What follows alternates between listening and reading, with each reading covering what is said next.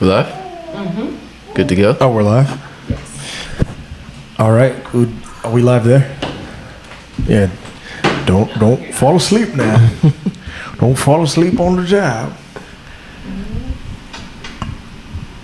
You did it? It's still counting down. Okay, now. All right. Well, Jay, and welcome to the Gated Gates podcast. We're back with you guys with another episode. We're happy to be back with you guys. We know there are so many different things you guys could be doing on a Friday night, but here you guys are with us. So we appreciate your presence. We appreciate you guys tuning in. And before we get started, I'd just like to acknowledge all the forces in the non-material, particularly the ancestors that are standing behind all of us, bringing us together. All of our ancestors working together to bring us together, because, you know, as we say, in the invisible, you know, all of the ancestors work together. There's no division of any sort, regardless of who you like and don't like. And, we'd like to acknowledge all the ancestors that are standing behind all of us and this great work. And all of the ancestors that are responsible for us to be able to be here and to be talking today. And,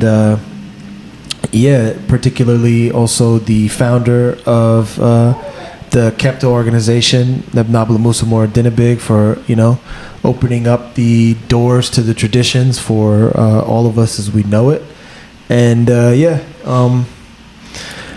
all the powers of nature, all the deities and all the other powers of nature standing behind us. And with that being said, my name is Tatipsa Mahakwanamir, and I am your host, and I'm here with my co-host, Kajazream Inside Kopta. Pleasure to be here again.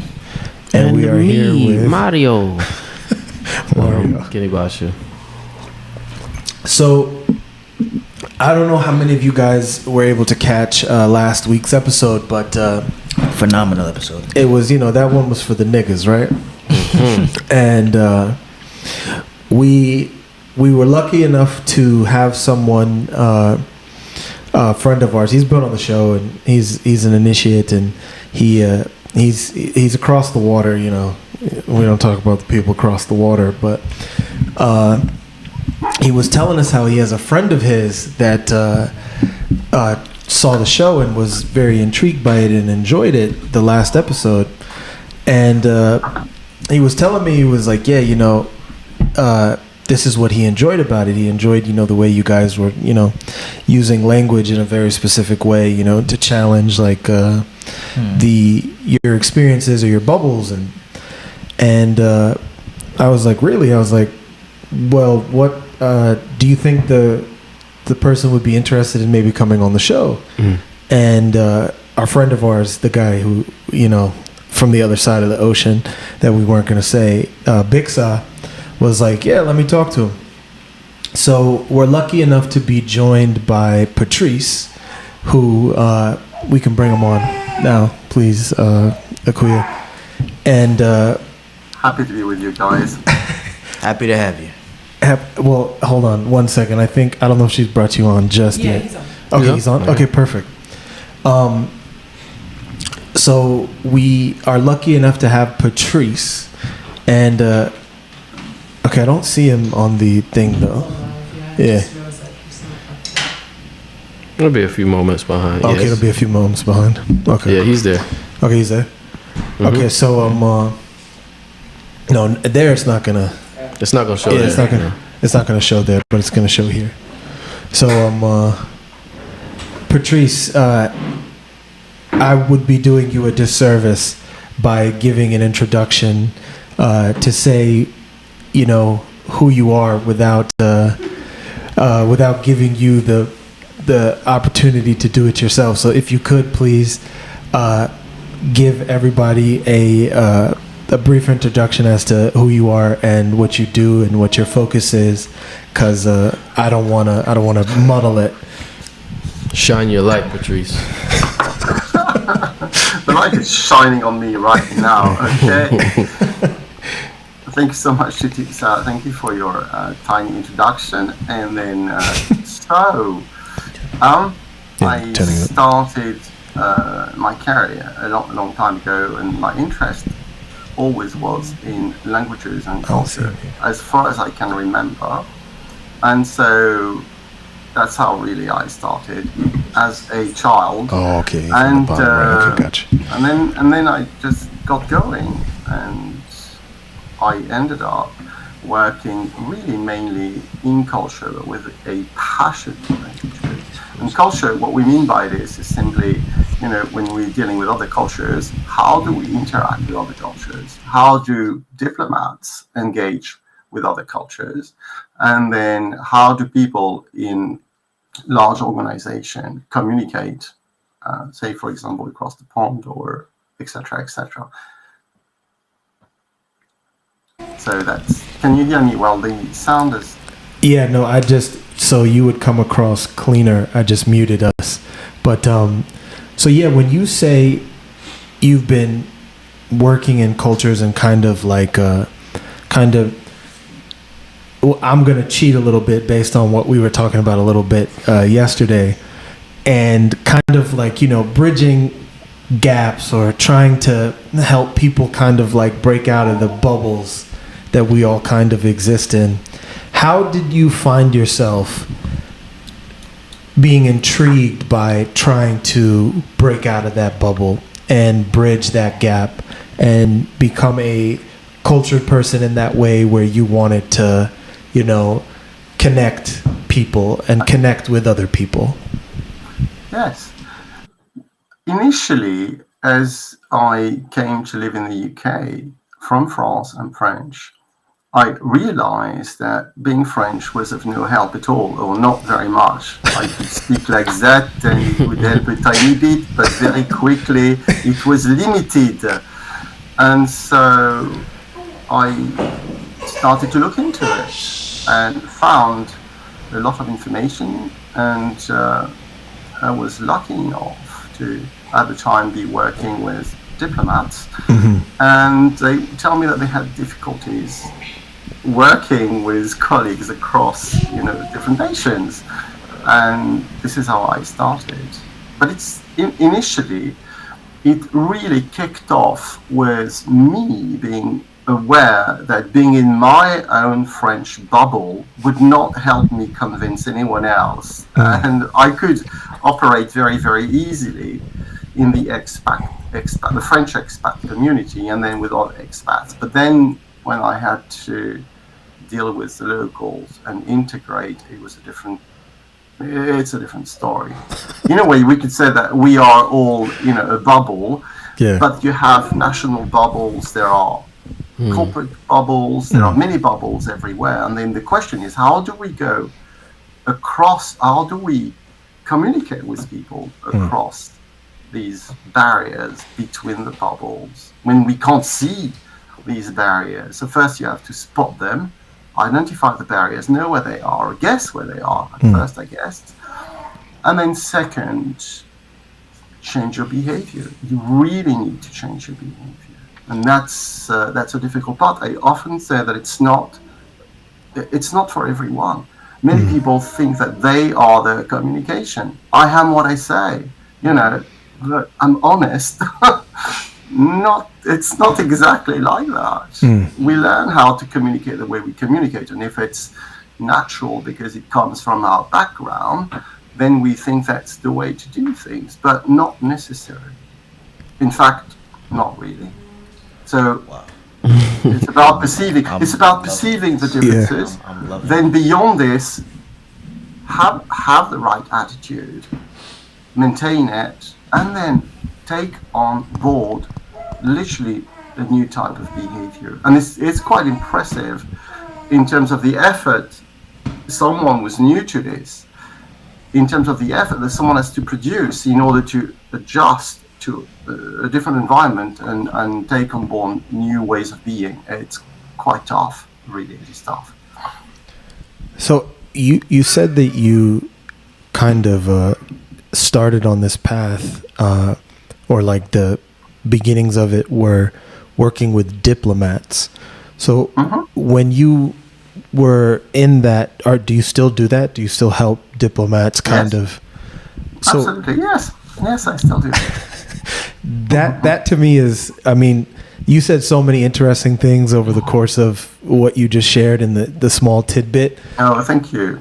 But I think the first thing I wanna ask you about is about how is it working with diplomats and helping them build those kind of connections and, you know, being able to connect with people from different cultures and understanding, because it sounds like I don't want to put a label on it per se, but it sounds like you definitely work with linguistics and definitely helping people understand that, you know, at the root of whatever language anyone is speaking, there's a particular way and a syntax and a particular way that the language even culturally is expressed, and, you know, the way you have to really communicate with someone so that you can not only connect with them, but then what you're saying is also, most importantly, comprehended. Yes. You have here two issues, but it's one issue. One side of the coin is the cultural element, and the other side, and it's really work together, is the language. And when you're dealing, say, with the behavior, the emotional behavior that comes with language, then you need to think about what emotions are behind the words. And so for some cultures, when you communicate in a non-passionate way, when you communicate in a sort of detached way, you come across as being far more convincing. Whereas for other cultures, and this is just an example, if you are more passionate about what you're saying, then you come across as more convincing, more genuine, more sincere. And so you really need to adjust your communication, how you communicate to your audience. And if we think about highly influential politicians, I think that what they do really is to recognize what type of language is actually convincing, what type of emotional vehicle is convincing. So Go ahead. I know Kadri's Raymond's super excited because, you know, he's very much a language guy, and he I know he's like, you know, busting at the brims to be like, I want to ask, and I think he might have dropped off. He might pop back on. You just send him a message to do something. Oh, okay. Sorry, guys. Give me 1 second. You guys can fill the space. Oh man, yeah, Is he really, back? He's touching a lot. I know. Same link, right? Yeah. Try and join through the same link. You don't want to just keep people waiting in the silence, guys. I had a question. Oh, there he goes. Okay, perfect. I think we lost you for a second, but you're back now. Yeah, I think I may have to put him back on. But go ahead. We can't hear him though, right? I think. Oh no, he's not back just yet. But just 1 second, Patrice. Yeah, I mean, just so we don't sit in silence, like everything Patrice has said so far is like amazing, because when you think about like dealing with people, oftentimes I'm speaking for myself, right? Even in situations with me and my wife, for example, right? We come from two different places. You're gonna ask Patrice for a relationship No, I'm not advice? asking for a relationship. How can I be more convincing, I'm Patrice? just shedding light on something. Patrice, like we come you from back? two different Hold on, places. Patrice, can you hear us? Oh, it's audio. Okay, yeah. Let's make sure his audio's on. Bear with us, guys. I know everyone's probably like, "Damn, these guys need to get their Okay, Patrice, you there? You can hear us? Yes, I can hear you very well. Can you hear me? Yes, we can hear you. So, Kajas Raymond was in the process of trying to get you to give him relationship advice on how to connect with his wife more. But go ahead. Go ahead. I'm just saying, like, what he's saying is spot on. Look, me and my wife, we're from two different places, right? Mm-hmm. Me being from the islands, and she grew up here. Mm-hmm. So people tend to misunderstand islanders and Africans sometimes by the way we might speak. So I might say something in a very like firm or direct way, or in a way where it might seem like I'm giving an attitude, but in reality I'm just being serious about the situation. Like, you get what I'm saying? It's like, nah, this is what this is. I'm trying to get through this. And then she would come like, why are you upset? And I'm like, I'm not upset. Then it becomes this back and forth where she's trying to explain to me why I'm upset, and I'm trying to explain to her why I'm not upset. And then it's just this whole thing. But when you think about it, we do that on a daily with each other. Because sometimes maybe you might be raised a certain way in your house, and you might be raised a certain way in your house, and then we all have our own ways of communicating based upon how we were raised. And then now we go out into the world thinking that everybody else functions in that same way. Everybody understands that language. Exactly. So then now you're imposing that on everybody else, not realizing you have to still learn to kind of like be dynamic and adjust to like your environment. Very good. Yes, totally. You passed the class. Hear more what you gotta say. He's trying to get you to give him relationship advice, Patrice. Don't fall for it. Don't fall for it. He needs none. He's the master. You have a new business on your hands there. But you were mentioning, for example, direct style versus indirect. Absolutely. That creates big problems. Did you say that? Did you? How dare you? Well. Yes. And then this concept of, I love, there is this fashionable concept of being honest. I love it because I can see this, or I perceive this as a trap. Because, and you use this word as well, you use the word imposing your style, imposing your way of being. Being honest, so, right. So that's my view, and you need to share my view. And if you don't want to share my view, we are in trouble. 8 billion people around this planet. How many conflicts do we need? When you gave your introduction speaking about the ancestors together and no division, this planet is a bed, it's a bedrock of divisions, and we can easily continue fighting if we want to, not a problem. And but you're lucky to have a relationship guru next to you there. I think he's trying to give his wife a hint, maybe about some things they were discussing, and he's trying to do it on air. Be like, yeah, you see, even Patrice was agreeing with me. Hey, well, you gotta take every opportunity you can. I'm sure every person that's married to someone from a culture that's different from theirs is somewhere like, yeah, exactly. That's what I mean. I'm willing to bet a bunch of them raised in the same culture are Yep. saying the same thing. Yep. Yes, it starts off, I would think, that it starts off as being charming, but then over time it's, I'm right, no. Right. The honeymoon phase ends, and then the charm wears off, and then it's just about, no, like, my way of doing it is better than your way of doing it. Yes, I mean, it happens. Yeah, it's across the board. Yes. Politics, all of it. Like, a politician gets on a stand to start the campaign, and it's beautiful. Kissing babies, handing out backpacks, and doing all of these amazing things. I've never got a backpack from a politician. What kind of politicians do you get? Hey, man, I've been to backpack drives before. Oh, led by the city. Hey, backpacks and free food is all the language to say, like, you're beautiful, you're great, you're amazing, I care about you.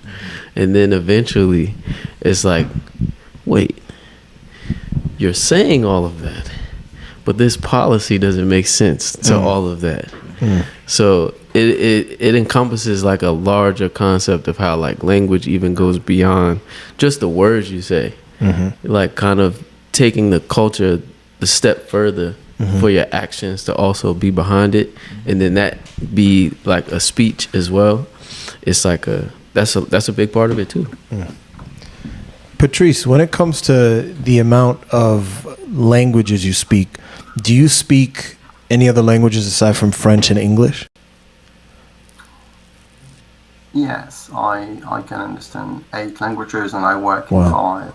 So I've always had a passion for languages, but I'm more interested actually in passing these languages on. So I'm interested in teaching the languages I speak. And because it gives me an insight into how each language functions, into how similar they are, into the roots of these languages, but also into the differences. And it's a bit like when you come from a culture and you are functional, or you are really good in another culture, and of course there you can compare and contrast, and it's fascinating to be able to go across actually. And for a language it's the same, and when you train others in another language, you access a different thought pattern. You access something entirely different, really. And this has been my life and my passion, really. How many languages? I'm sorry. Which languages of the 5? Well, which ones are they? If I may ask. I teach 5 languages. So we're dealing with Spanish, Italian, French, German, and English. But then, for example, this week, because I speak Russian as well, I was teaching someone in Russia, teaching them English. And culturally, it's so interesting, not only linguistically, but culturally.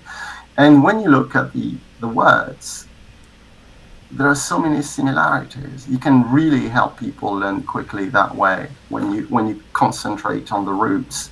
You know, if you look at the language you study, guys, Medu or hieroglyphs, and you look at the basic key word like Atmun Ra, Ra, you'll find this word everywhere in every language. You find it, for example, in English, in region, regiment, royal, correct, direct, and the list is endless. This is hundreds of words, literally hundreds. But these words will be pretty much the same in other languages. And if you can't find the same words, you can always go back to the root and find what they've become in that language. So in a way, our cultures and our languages are like the surface structure of something else. So we're like consumers of words. We don't really think about what we are saying. We just consume, and the way we consume products. And we would need to think a bit more about what we are saying. But then I would say that it's an obsession. And there is so much in language, so much. And I thought when I was listening to you, the type of questions you were asking, it was quite cool. And I thought, oh my gosh, how do you get these insights? You have to have been questioning wording and words to ask these questions. So you were mentioning culture connected to, it's a cell. CL, so it's a cell. So you're in a culture, it's like you're in your cell. It's like the word color is also connected to cell. Or you could speak about culture, cell, but there are many words connected to cell. But when it's operational, the cell is closed. closed with a D, but for a culture that's closed, it's culture with a T. It's closed culture. So you're within that bubble, and you need to operate within the codes of that bubble, and the codes keep on evolving and changing, and you have surface codes, etc., etc. So if you want to belong to a culture, and this is what you were talking about last time, it was really interesting, I must say. If you want to belong to a culture, you have to have the little details, the refined, as in for the culture, tools. You have to show you're part of it, and blah, blah, blah. You've got to use the right terminology and the right symbols and the right gestures, the right emotions. Otherwise, you're weird. Well, it's queer now in English. It's not weird anymore. Now it's queer. There we go. Yeah. So but our politicians, sorry, go ahead, guys. So the man, I mean, you're really speaking our language, so it's so refreshing and interesting. Literally, like you're speaking the language that we really try and utilize on the show so much. And I have a question for you before. I have two questions for you, but I have one question I want to ask you before I kind of get to the second question, which is, of the languages you speak, you tend to have a accent of sorts that only comes out at certain times or with certain sounds or vowels. And is that like because you switch into the French accent pretty efficiently, but then you can slip into a more non-regional accent that's kind of harder to place, that you tend to use most of the time. Yes. Was that a conscious decision in also trying to connect with people and trying to reach each other's bubbles? Was understanding how that comes to play a part in people being able to identify with you? We really are part of the same church, eh? Yes, absolutely. Yes. A very long time ago, I realized that if I wanted to communicate to a wider audience, and if I wanted to be persuasive, then I had to speak to them in their minds directly, and they could not be stopped by my accent. If I speak like that, it is funny, but there is a funny sound around my words, and so people will not really pay attention to what I'm saying. And so I learned to adjust my delivery, even the speed of delivery, to make sure that the message is conveyed in a way that reaches the audience. Because communication really is a tool. I'm not my communication skills. I'm not the words I use. The aim is simply to pass on, even to listen, actually, really. It's about listening. It's such a listening game.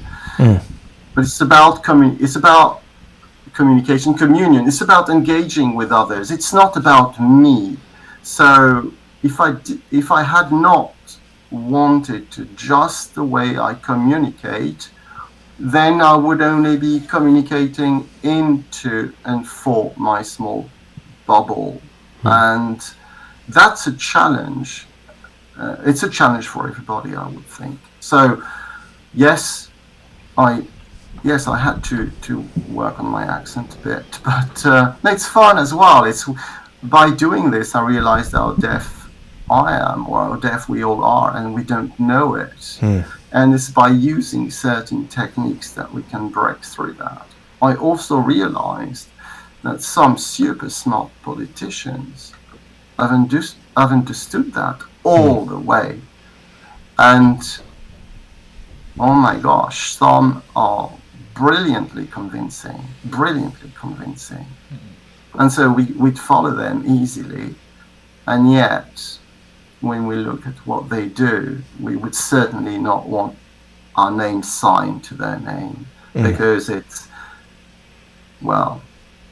criminal towards humans. And so that's all. I'm I'm nothing special. I'm not at that level where I would have access to what they do. But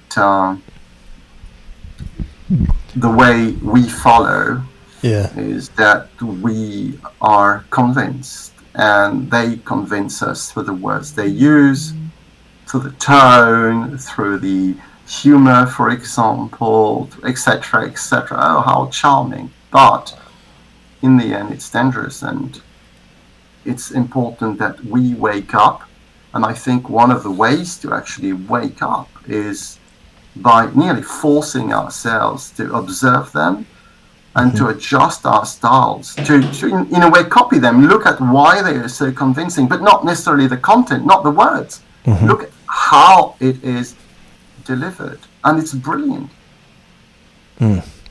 You're about to have an election in the US soon, and you're going to see some shows, some very big shows, and many people will be convinced, and then after a while it's, oh my gosh, this is not happening, and it's like a emotional roller coaster. You love, well, you don't love, but you feel that you are with a politician, you vote for them, and then afterwards it's like you wake up and you're waiting for the next one to arrive, the next messiah, the next messiah, and oh my god, I got fooled, I must say, as well, many times.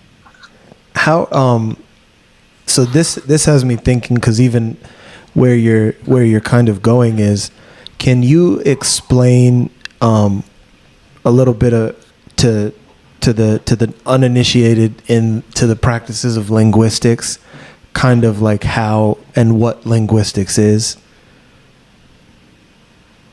or how linguistics comes to play a part in people's lives? Because it very much, like, I think I'm picking up what you're putting down, but I just want to make sure I'm understanding properly myself before I even kind of try and relay to the next point. Right.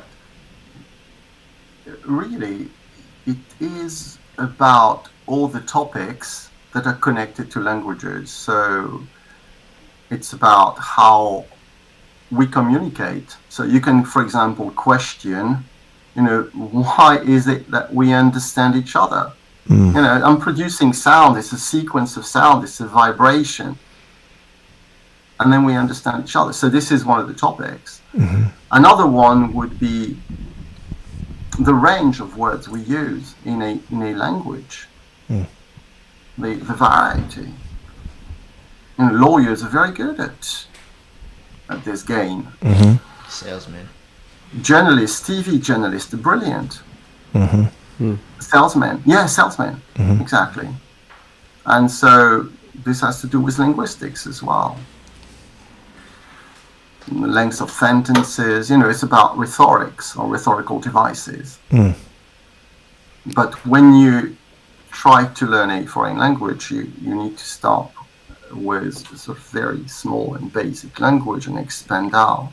And if you try to learn words which are not connected to what you need, you can't learn. And it's interesting to see that the way foreign languages are taught in the Anglo-Saxon sphere, in the Anglo-Saxon bubble, in the Anglo-Saxon culture, doesn't seem to work.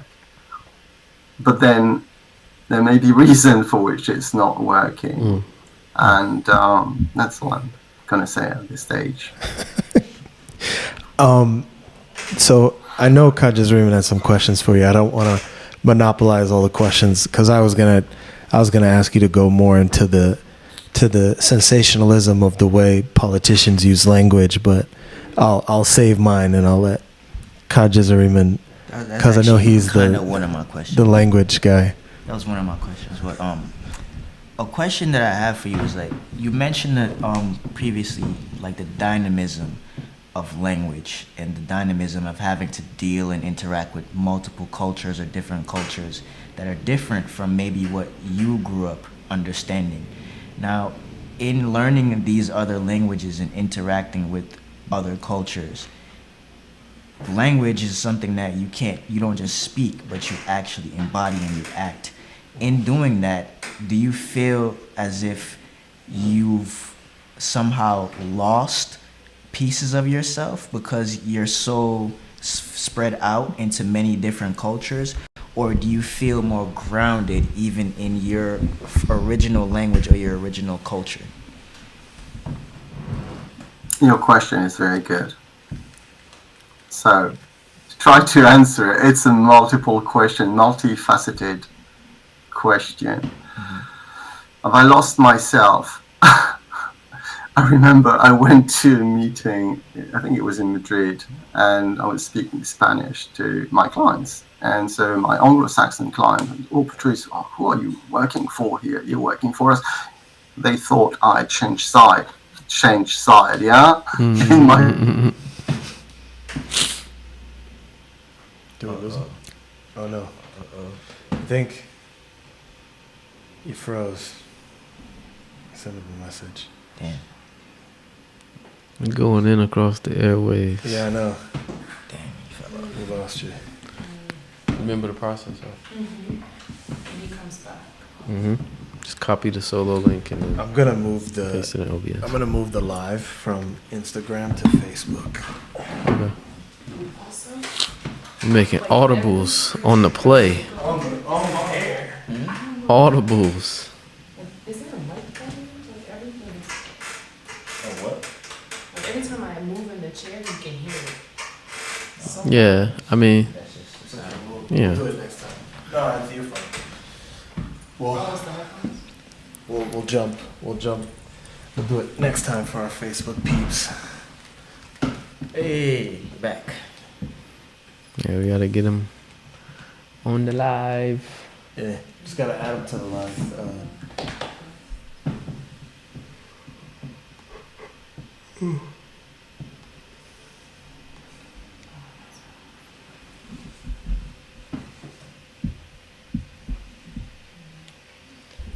We're just waiting for you to be on the added to the live again, Patrice. Make sure his audio is enabled.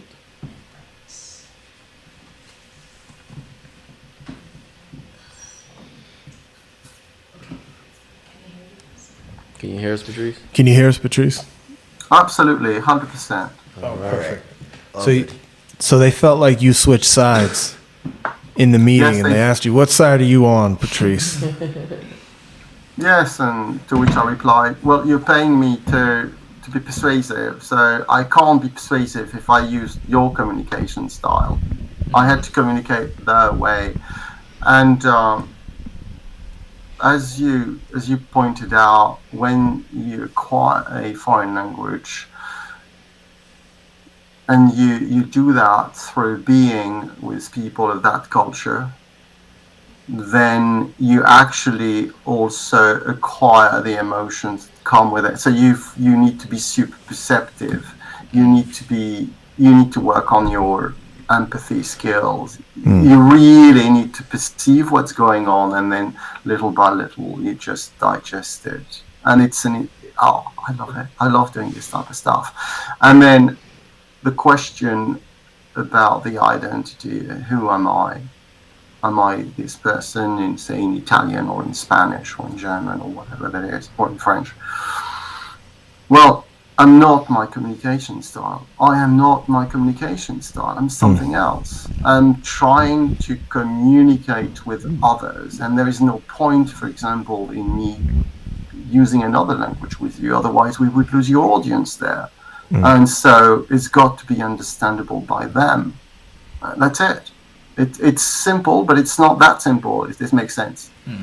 And so, yes, I'm just natural. I'm not forcing anything here. I'm just being myself. And if I switch to another language, it's going to be the same, but it's not going to come across as the same, because how could it? Yeah, it points out a funny point about I was having some kind of conversation, or maybe I was in a class or something, and somebody was making a difference between like saying that someone's like Latina or Latino, and somebody that's Spanish, and we're like, okay, well, what is Latin? And Latin's a language, right? So, what is Spanish? Isn't Spanish a derivative of Latin? Yeah. So it was like the problem was that the person had the problem with and this is a problem that a lot of people seem to have with being either called Spanish or Latino. It's like, I'm not a language, I'm a language. How dare you identify me as a language? How dare you identify me as a language? I'm a language. Yeah. So you make a very good point, Patrice. It's like, if people want to identify with their style of communication rather than themselves as a person, as an entity that's expressing themselves in a specific way. It's not about the words, it's about the way that you're saying it. So you make a very good point that I think is, I think the viewers will agree with you, and thank you for that sentiment and appreciate it. Yes. I mean, no, it's a very good point. Sorry, go ahead. No, I was just gonna say it just really highlights like what Patrice was talking about, and the fact that we say things but we don't actually know what it means, because even in like a situation like that, when somebody's saying, oh, I'm Latino, or I'm Latin, or whatever the case may be, most of those people, they don't necessarily know even where the concept of calling themselves that comes from. Yep. But we've just become so comfortable and accustomed to the norms of how we say things. We don't really know where it's coming from. So then when we say it, we have emotional attachments to it.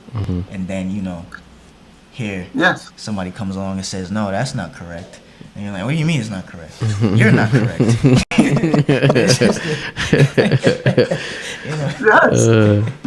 Yes. Are you the way you speak? Wow.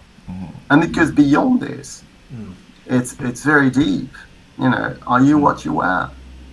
Are you the brands you wear? Are you the car you drive? People tend to think that. It's a way of rewarding ourselves. All these speak about who you are, speak about our social status. And so to come back to your identity, using a certain type of language will position you in terms of social status as well, the way a car does, or the way whatever object you want. Or, you will have a list of objects you can think of to enhance your social status. And that's how we are as humans. We tend to generalize, and this is not me saying. I mean, this is not from me. This is not my model. I think it's Chomsky's model. But we tend to generalize a lot. We make sense out of something. We give meaning to something super quickly, and then we look for information to reinforce it. It's crazy.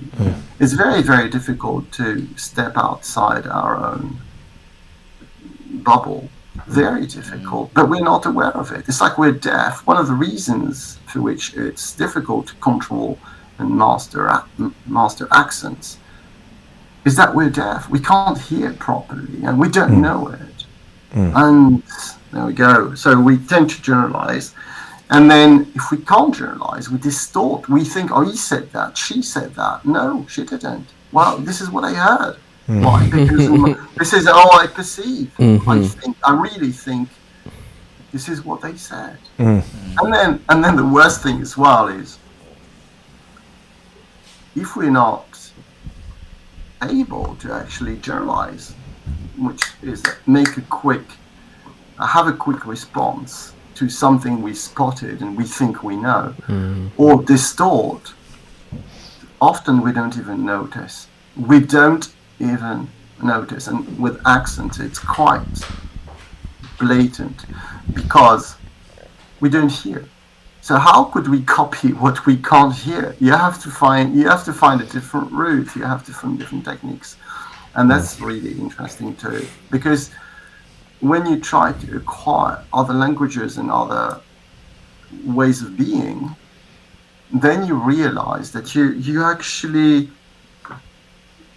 you have to step outside your comfort zone. You have to learn new stuff. You have to realize that you don't know. It's a constant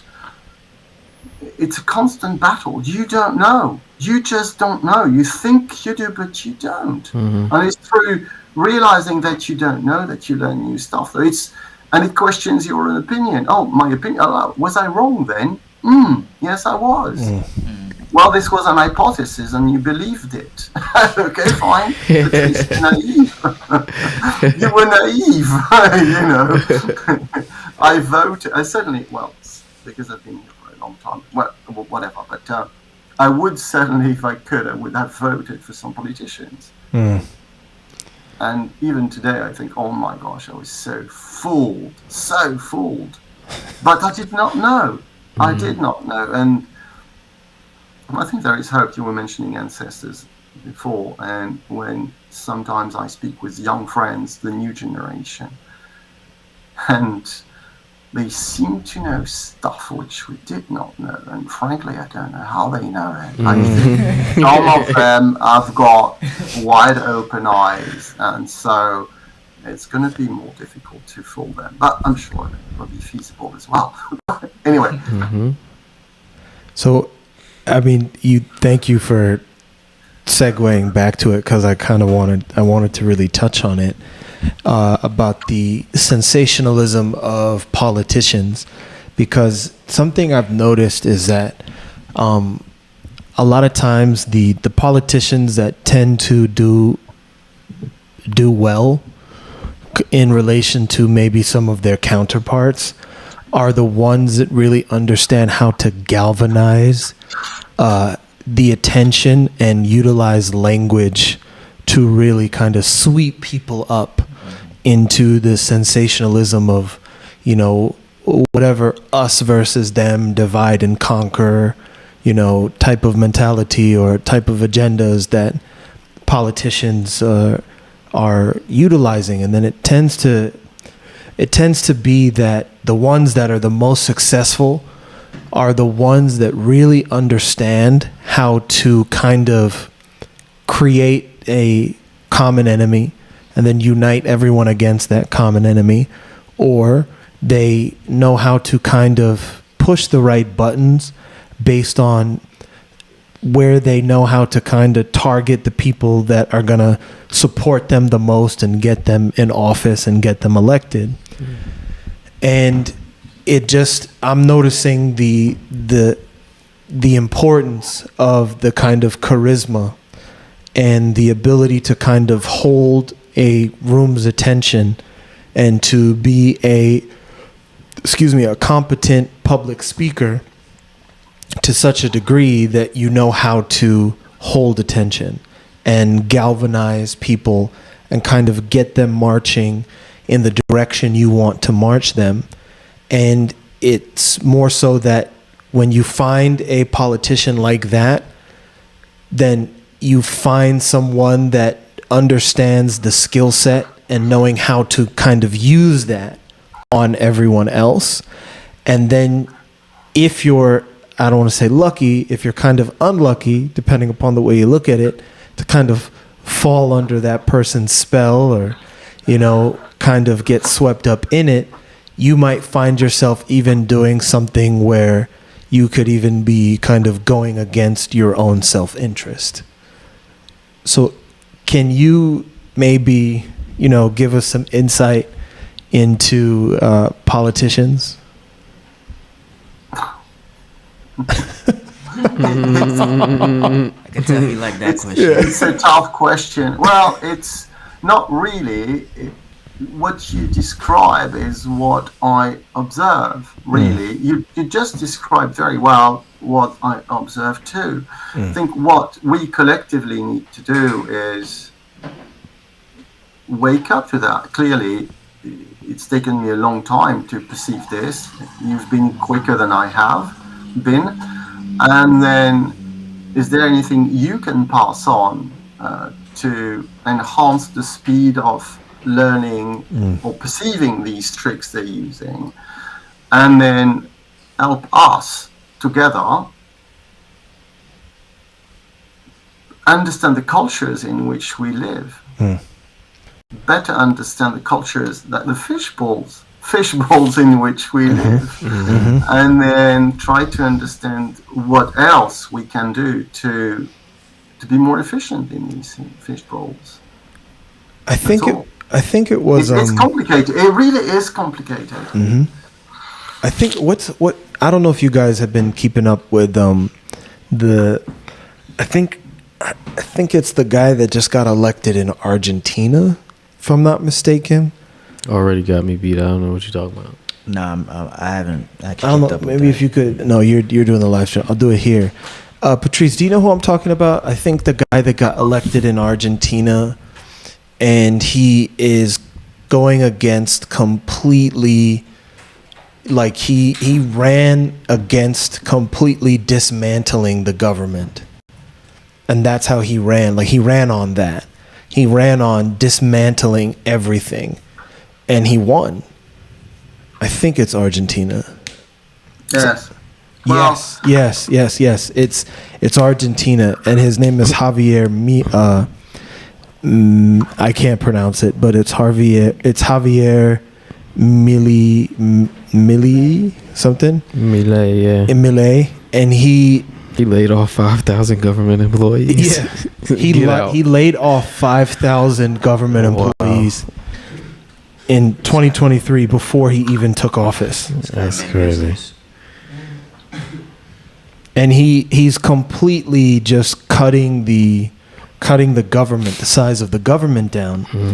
And the thing I find most interesting about that is when you look at certain countries specifically, I mean, all over the world, I think it just maybe taking some other countries a little bit longer because maybe the comforts are much more accessible or widespread in terms of making, you kind of fall for the game a little bit more.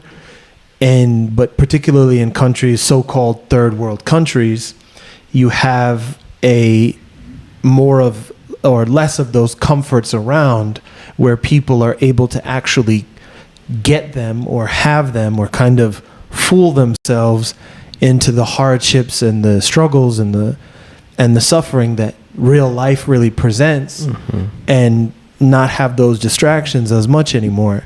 So then you have someone that's willing to say, like, hey, you know what? Like, people that are willing to go with the person that says, hey, like, the government's not working. Like, these things that we have constructed for ourselves to kind of contain us or to help us and guide us and to unite us, they're not really working. Yeah. And then what I find most interesting is that he won running on the platform of dismantling the platform that he was utilizing. Right. So then it's sort of like, that's great that the people are waking up to that, but then what now? That's an interesting conundrum, and it's Totally.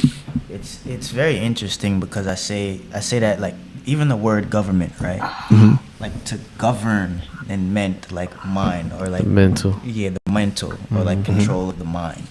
So it's like he's getting rid of the control by changing the control. You get what I'm saying? It's like kind of like a weird thing, and I noticed this with most countries where you're kind of like the politician will fool you into thinking they're going to change something in the system. But if you're using the same system to change the thing, then what's really changing? And I think that's a perfect example of, correct me if I'm wrong, of how language is even used against us. Because you can get caught up in that emotionally, like, this isn't working right now. This is the thing that I'm looking at as like the thing that's stopping me from elevating in my life. But then you're looking at the solution from the same thing based upon you not understanding even like what the thing is. Because now we're saying it's a thing because we're calling it a government. But then, like, what is it really? Like, what's really behind it? Because all the countries have governments, right? But then now the question is, are they all ruled by the same thing? Are they all separate? Are they all different? Like, what is it really? Well, All these are very, very good questions. All these are very, very good questions. And you would nearly listen again to your podcast and then take your questions apart and try to answer them one at a time. And so I think, just like you, that we are changing in terms of the cultural complexity we're faced with. We've had in Europe over the past 10 years, pretty much, governments that were elected, leaders that were elected on the platform of deconstructing the previous platforms. And I think it started, or as far as I can remember, it started really with a movement in Greece called Syriza. And people believe that, you know, would see something entirely new, entirely connected to what the people were aspiring to. And of course, what happened was a mere reinforcement of what was before. It's hope on a very high level, and then followed by a level of disappointment, but also of challenged belief. Imagine you believe that there is a peaceful revolution happening. You want this peaceful revolution. You want the people to be helped. You want etc., etc. And it doesn't happen. So you have various conflicts going on here. And one conflict, which is not an easy one to deal with, in my opinion, which has to do with a sort of schizophrenia. So on the one hand, you listen to what people say, and it is exactly what you would say, except that they say it better than you would. And you follow, and you hope it's true, and you really go with the narrative. And then you realize you've been fooled. It's tough. It's really tough for your brain. And so you can see that it creates inner conflicts as well. Inner conflicts. It's as if we're all following for these traps. And these inner conflicts paralyze us, make us be less efficient, make us less connected. You were talking about ancestors. I will only use the term ancestors as a relationship to something else. If we are meant to be connected to something we want to do, we have to do, in a way, we're being disconnected, we're being disabled, we're being disempowered. And this is either through social conflicts where, you know, I'm voting for the Reds and you're voting for the Blues and God knows what, and we are at each other. Damn it. I know, man. Damn it, he's cooking. Yeah, I know. Let him cook. Let him cook. Yeah, I know. Internet, let him cook. Come on, man. Yeah. They're listening. They gotta be. They gotta They're be. shutting us off. No more than 25 minutes at a time. Oh, he came right back. He's back. Can we hear him? Yeah. Can we hear him? No, not yet. Can you hear us? Yes, I hear you. Oh, yeah. Keep going. So you're saying voting for the Blues, voting for the Reds. Yeah, vote for the Blues, vote for the Red, and it's the same outcome, pretty much. There are differences, but ultimately, the differences are not what you would have expected anyway. So it's as if we are unable to stay on course with our lives because we're being distracted, we're being disconnected through all these sort of split ideas. Oh, I love this politician, I want to go with this, or I love this concept, this idea. And then, oh my gosh, they're going to be elected, blah, blah, blah. And maybe they are, maybe they're not. But what I'm trying to say is we have two types of conflicts. One, which is a form of schizophrenia, a soft one. I think it's called non-violent coercion. Yeah, if you look into this, you'll find information on this. What a way to put it. Non-violent coercion. Yeah, Gregory Bates and Double Bind. It's called. You'll find this, and then you're being disabled, and then on the other hand, you have conflicts between individuals, between groups. So it's just constant conflicts. It's the people who were dividing us. Sorry, I'm saying the people who were dividing us. There is no one that divides us. Whatever. That's an hypothesis. Yeah.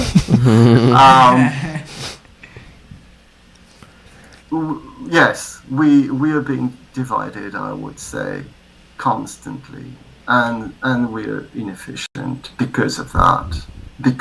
And I think we're not only, as I said, being divided between us, but also within us. Not only between, but also within.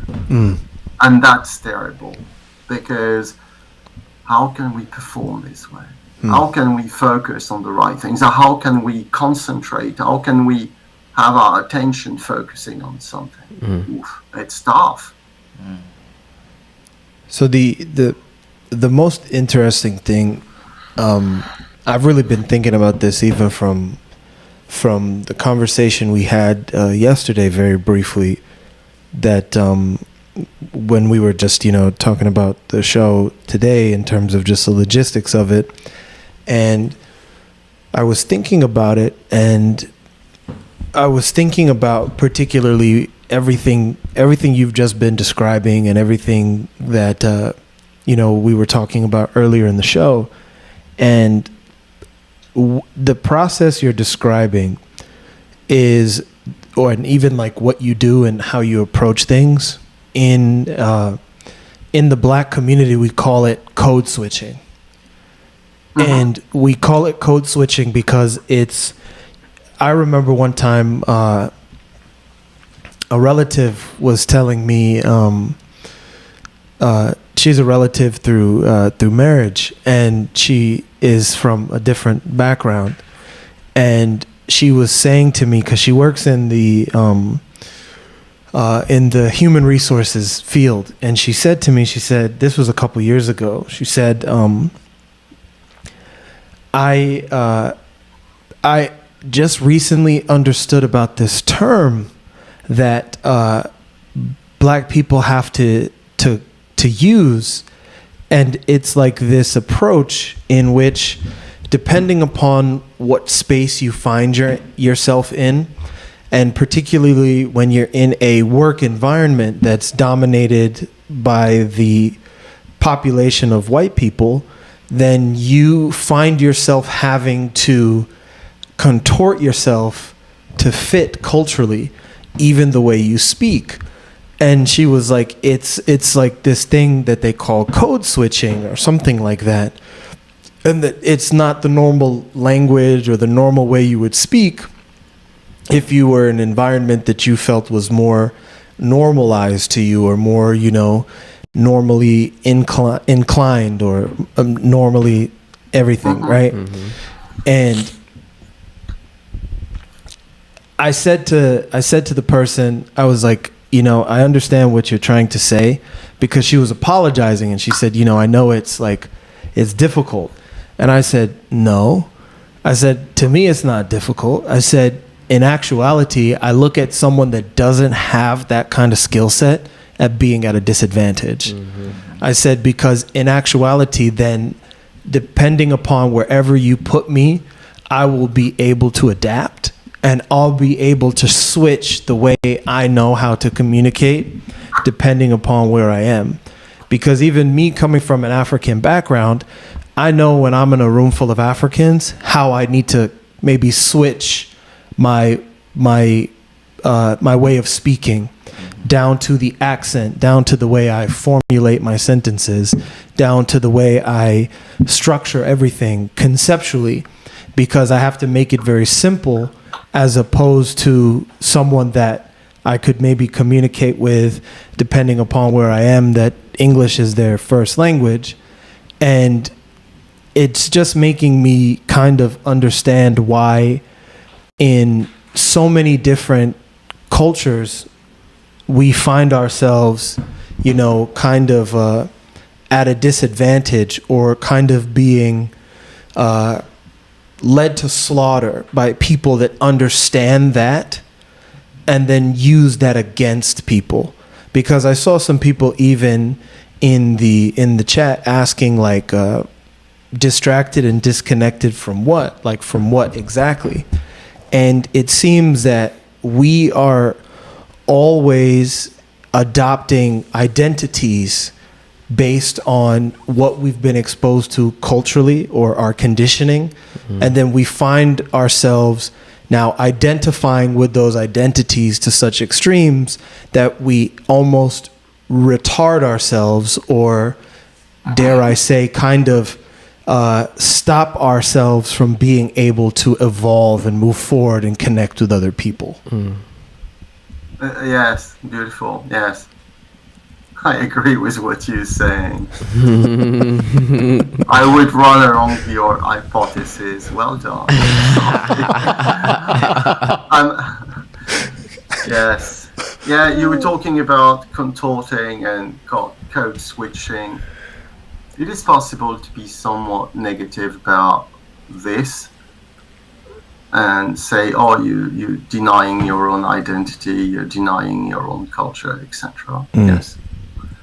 Now, we're learning, we're adjusting, we're taking on board stuff which we could not perceive before. We're learning.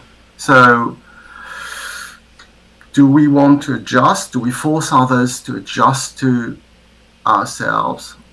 That's a fair question. If we are going into the future, and we are, then we most likely need to learn new skills. We need to contort. And the question would be then, how long will you need to contort until you have enough money so that you don't need to contort anymore and you'll have others contorting to you? Or maybe when you retire, you're fine, you get old enough that you don't need to contort and others have got to contort to you. Code switching, I'm sure we should all, well, my take would be that we need to do code switching. Mm-hmm. We need to be flexible. We need to acquire an understanding of what we don't know.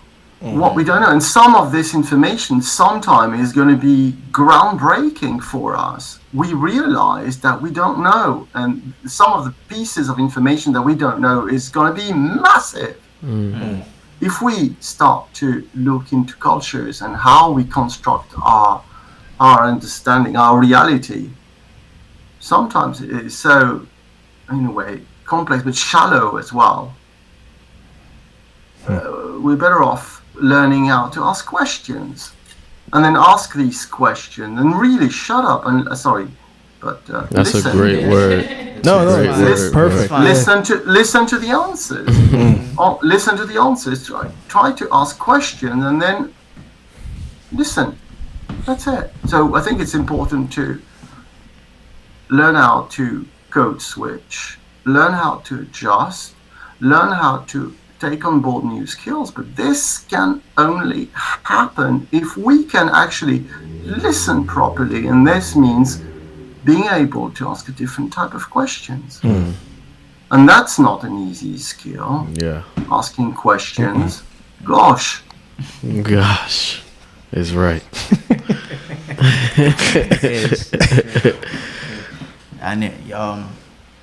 I can't really understand why. I guess this is also a problem with language again, because I can clearly see in the comment section there's people who are taking the conversation completely, like the conversation is going here, and people are taking it like not just here but also here while going here. And I don't really understand why, because again, what we're even talking about is supposed to be something that's supposed to be helping like all people, right? Because I mean, not to call you white, but we're talking to a white guy. There's 3 black guys, and we're talking about him speaking like 8 languages. 8 languages. Like Right. 8 languages. We're And talking then about working in culture, 5. Yeah. culture, like universal culture. Yeah. And somehow, some way, somebody always finds a way to feel personally attacked. Right. Yeah. And feel like we're talking about a specific small microcosm of people. But again, I guess it's the barrier of the language. And there's also a negative connotation that comes from the culturelessness of not having a culture that you're actually like. Code switching is a value to someone who has culture. Because they understand going from one place to another, you have to adapt. But somebody who has more of a methodology of ideology and just like taking something from somewhere and making it what they want it to be, like Kwanzaa, for example. We were just talking about that last night. It's like Kwanzaa is not a real Holiday. African tradition at all. It's a couple words in a language, right, that's spoken somewhere in Africa that may possibly be connected to some sort of values or principles, but how those are enacted through the culture is one thing. Now, if I take those words and then I bring them here, and then depending on what the zeitgeist of this place is about, how it's moving, where it's going, what's happening here, then they take on completely different, meanings. They take on completely different, understandings. They become taboo in a different way, right? Every culture has its, values, principles, and taboos. But here, you'll find that people who have adapted to that sort of culturelessness and that, methodology of ideology, they just don't have the fortitude like within themselves to understand like the world is not your oyster. It's an oyster itself, right? Which has many different pockets within it that you need to be able to adapt to in order to express yourself in the right way. So it's a complex thing, but it really does come down to something as simple as like you're not the end all be all. There was a different way that like your grandmother spoke to your grandfather probably in a different way that you speak to your significant other, and her grandmother spoke to her significant other in a different way than them two. But if you can trace that to know what the value and all of that actually is, then maybe you can implement that in some kind of way to get you the right results that you're looking for. I always find the most interesting thing like what's lost across generations. Because even when you look at like when you start really kind of looking back, even just maybe 40 years like or 50 years 60 years, just even the course of one person's lifetime or the lifetime of one person, then you think back and you say to yourself like it's so different. Like even down to the way where you could see the way languages are used or language is used when you watch certain I want to speak on the factual basis when you listen to recordings from music from that time, when you listen to radio from that time, you just see how different the way people communicated.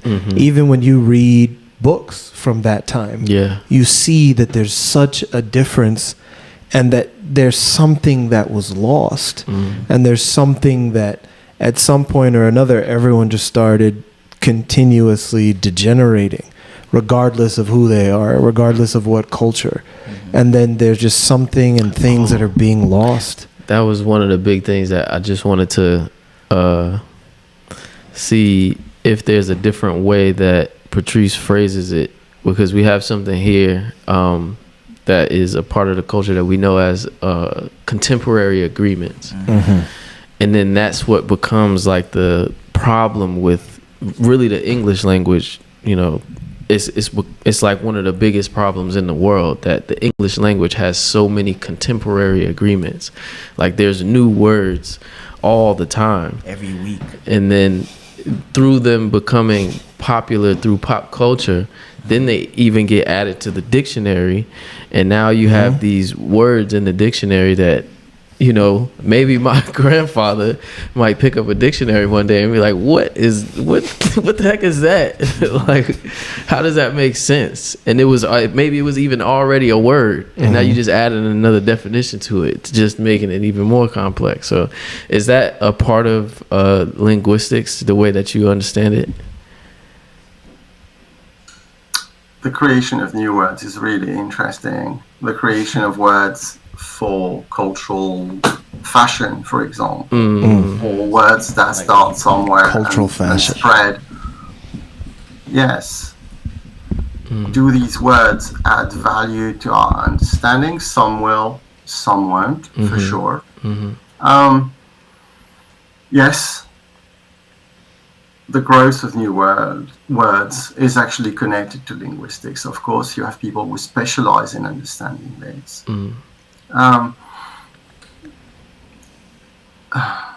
It's a difficult question, this one. It's a difficult question. You know, to what extent do we follow these new words? Do we digest them? Do we integrate them? Do we use them?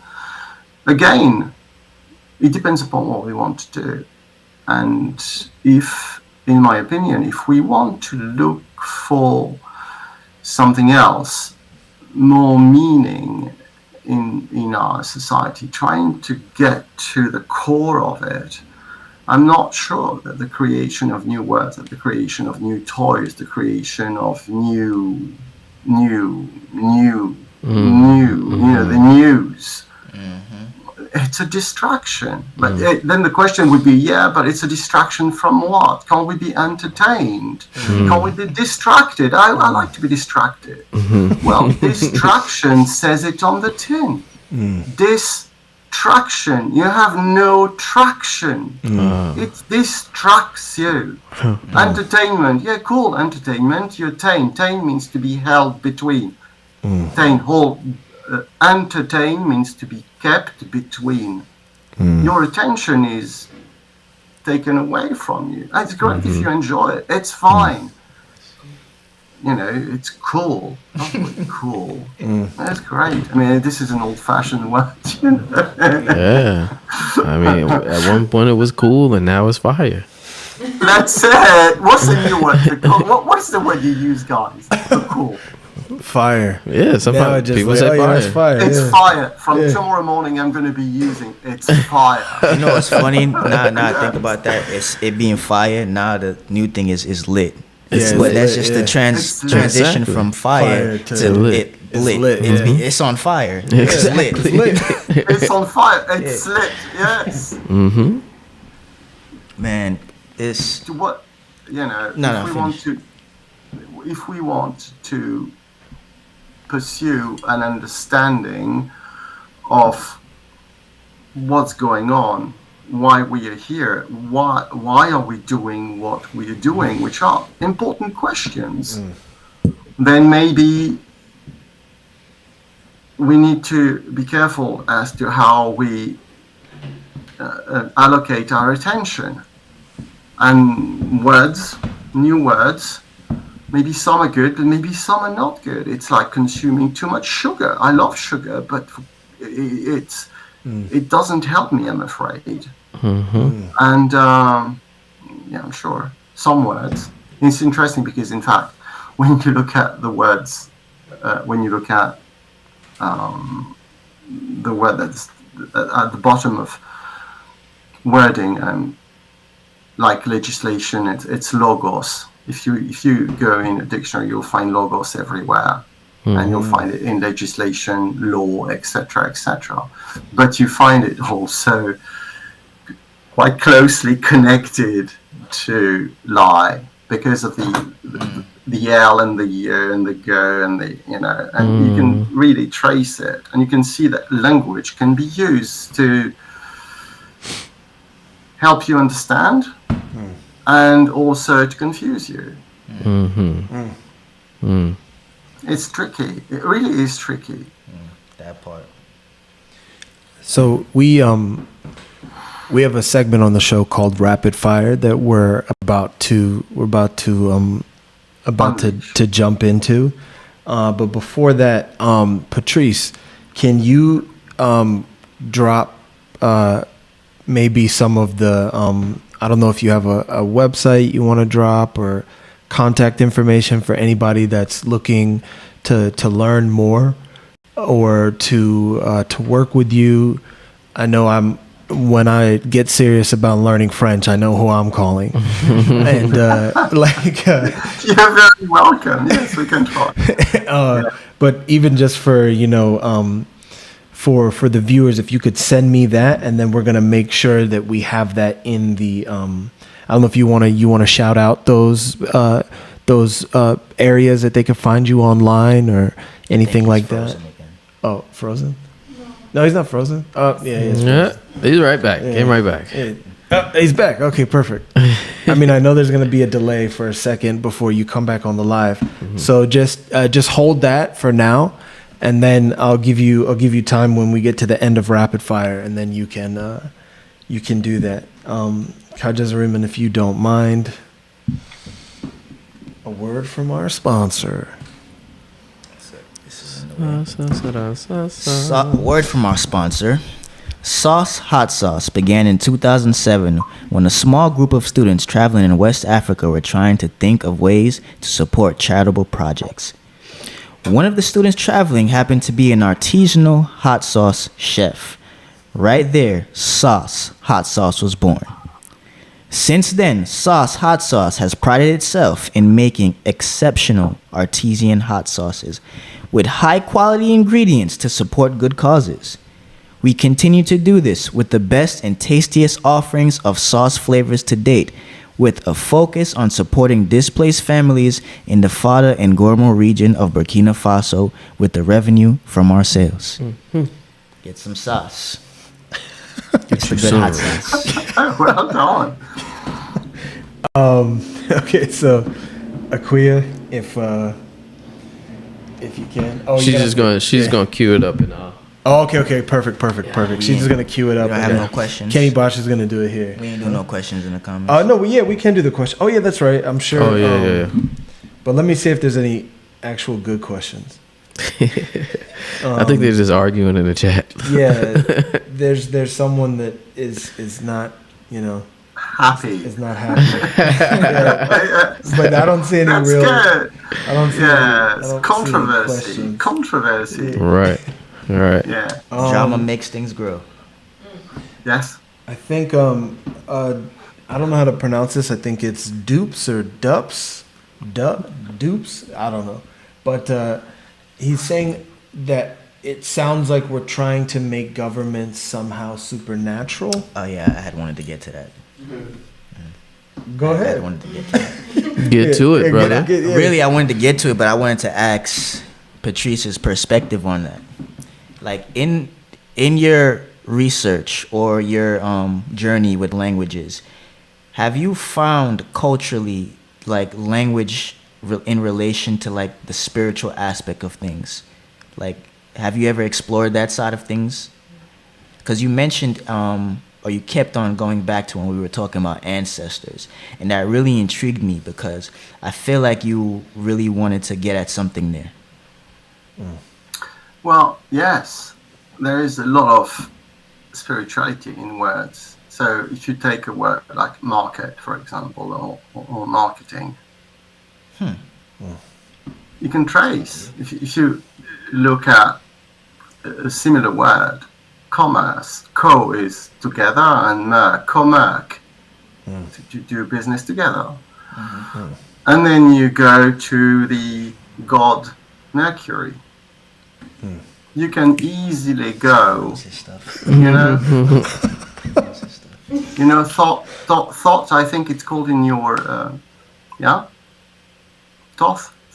Yeah, Tahuti, yeah. Tahuti, the one you're talking about, Tahuti, or it would be Thoth, yeah. Yes. Yeah. And you can find plenty of links like this. So, and I'm not, my view is not that there is anything wrong or right about creating new words. It's good. It's great that we can do that. Absolutely. At the same time, we can take old words and look at how they can be traced back thousands of years, 2,000, 3,000, whatever, and look at how they're used today, what impact they have in our society. So in our society, we could look at the relationship between us and commerce. To what extent are we affected by commerce? And is it interesting to look into the connection to the spirituality? The god Mercury, after all, is connected. I can't remember the name just now, but the commerce of souls. I wish I could remember, but you can easily find this. Okay? So there is a lot of spiritual connection. A lot, everywhere. Yeah. That's it. And you find this in every single language. They've come through, This is the god Hermes in Greek. Yes. Yeah, if we even crack that open, I think we'd be here another 2 hours. But I think you have to catch me in the morning, then. No. Yeah. I think we're gonna get back to that topic. It's now 3 a.m. But I don't know. Should I oblige this dude? Yeah, I mean, if you want. I'll just add a little tidbit. So when we think of like commerce, and we think of like how it's like a big part of like our day-to-day life, like the main point with language and what Patrice was talking about and linking it back to like the past and ancestors and like new words, like the words we speak, it comes from somewhere. It's not something that necessarily like was created by us, but it's more so things that are passed down because of understandings that our ancestors had. And the more you trace it back, these things go back thousands and thousands and thousands of years. And then when you look at that, you have to now look at the basis of what the civilizations from thousands and thousands of years functioned on. And when you look at that, you see that the culture itself functioned on the concept of like the human spirit and the soul. Now, you mentioned Mercury and it being tied back to the commerce of like souls. When you think of like a soul, it can even be looked at as like an exchange of like energy. And then now you get commerce or even like liquidity or the flow of things, which is like money. Money in itself is just an energetic exchange, which is coming from like the flow of things. So it's dealing with like water a lot. Now, water in itself is like a very spiritual thing because it's actually like one of the main sources of life. That's why when you're in the womb, you're in the water. So it's giving our ancestors had that kind of understanding to now look at those things to see how they can kind of like give life to things that are actually real and practical in real life. And then they come up with those words based upon those real life principles, which can really be tied back to like the human spirit. So I'm just saying that to say you can't really have language without tying it back to culture. And you can't have culture without in some way tying it back to something spiritual. Yes, tie it back to the history of languages, absolutely. So you go back and you can use this return to the roots for some development as well. You can look at the words and what they've become today. And when you do that, it becomes easier to learn foreign languages because you would find families of words. You understand how the family works, the families, work. You can see how the words interconnect constantly, and it's funny to say they speak to us. They tell us a story. We may choose not to understand this story. We may choose just to live on the surface of it and consume words. But my perspective is a bit different. I'm interested in this, of course, and that's not how I want to live my life. But that's fine. I don't mind anyone doing what they want. Cam Warrior's back. I know Warriors of Bukande is back. Warriors of Bukande, we were wondering where you were, Cam Warrior. So yeah, it looks like I don't know if I'm saying your name correctly. Dupes or Dups has a few takeaways, but just for the sake of time, we're gonna go to Warrior Zul Bukande. Chem Warrior Zul Bukande's question is: what is your opinion on the Sahel? I can't talk today. Sahel State Alliance doing business with the North African country Morocco. Hey,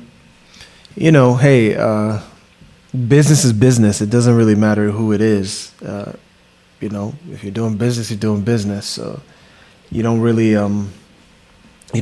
get caught up in who it is, because if you really want to get down to the nitty-gritty of it, no one's hands are clean in business. Like, at the end of the day, right now, it's advantageous for a lot of the countries that are banding together to band together against the stuff that America does. So that's why you have the BRICS countries: Brazil, Russia, India. What's the C again? China, and then the A. I don't remember the A. The Argentina. Yeah, BRICS. Yeah, Oh yeah, I'm sorry, BRICS. What am I talking about? BRICS. BRICS. BRIC, yeah. And then the S. What's the S again? Do you guys remember? South Africa. South Africa. I don't know why I went up on. That was the A you was on looking BRICS. for. Yeah, I know. Yeah, exactly. No, I was like, there's an A there somewhere. Is because what they're saying is like enough is enough. But they're saying enough is enough by saying like, there's this big bully called America or the United States, and they've been keeping their thumb on everyone for such a long time that now we're like, enough is enough. And it's bringing to light the way that people are saying, no more. And they're saying like, hey, we're not going to do this anymore.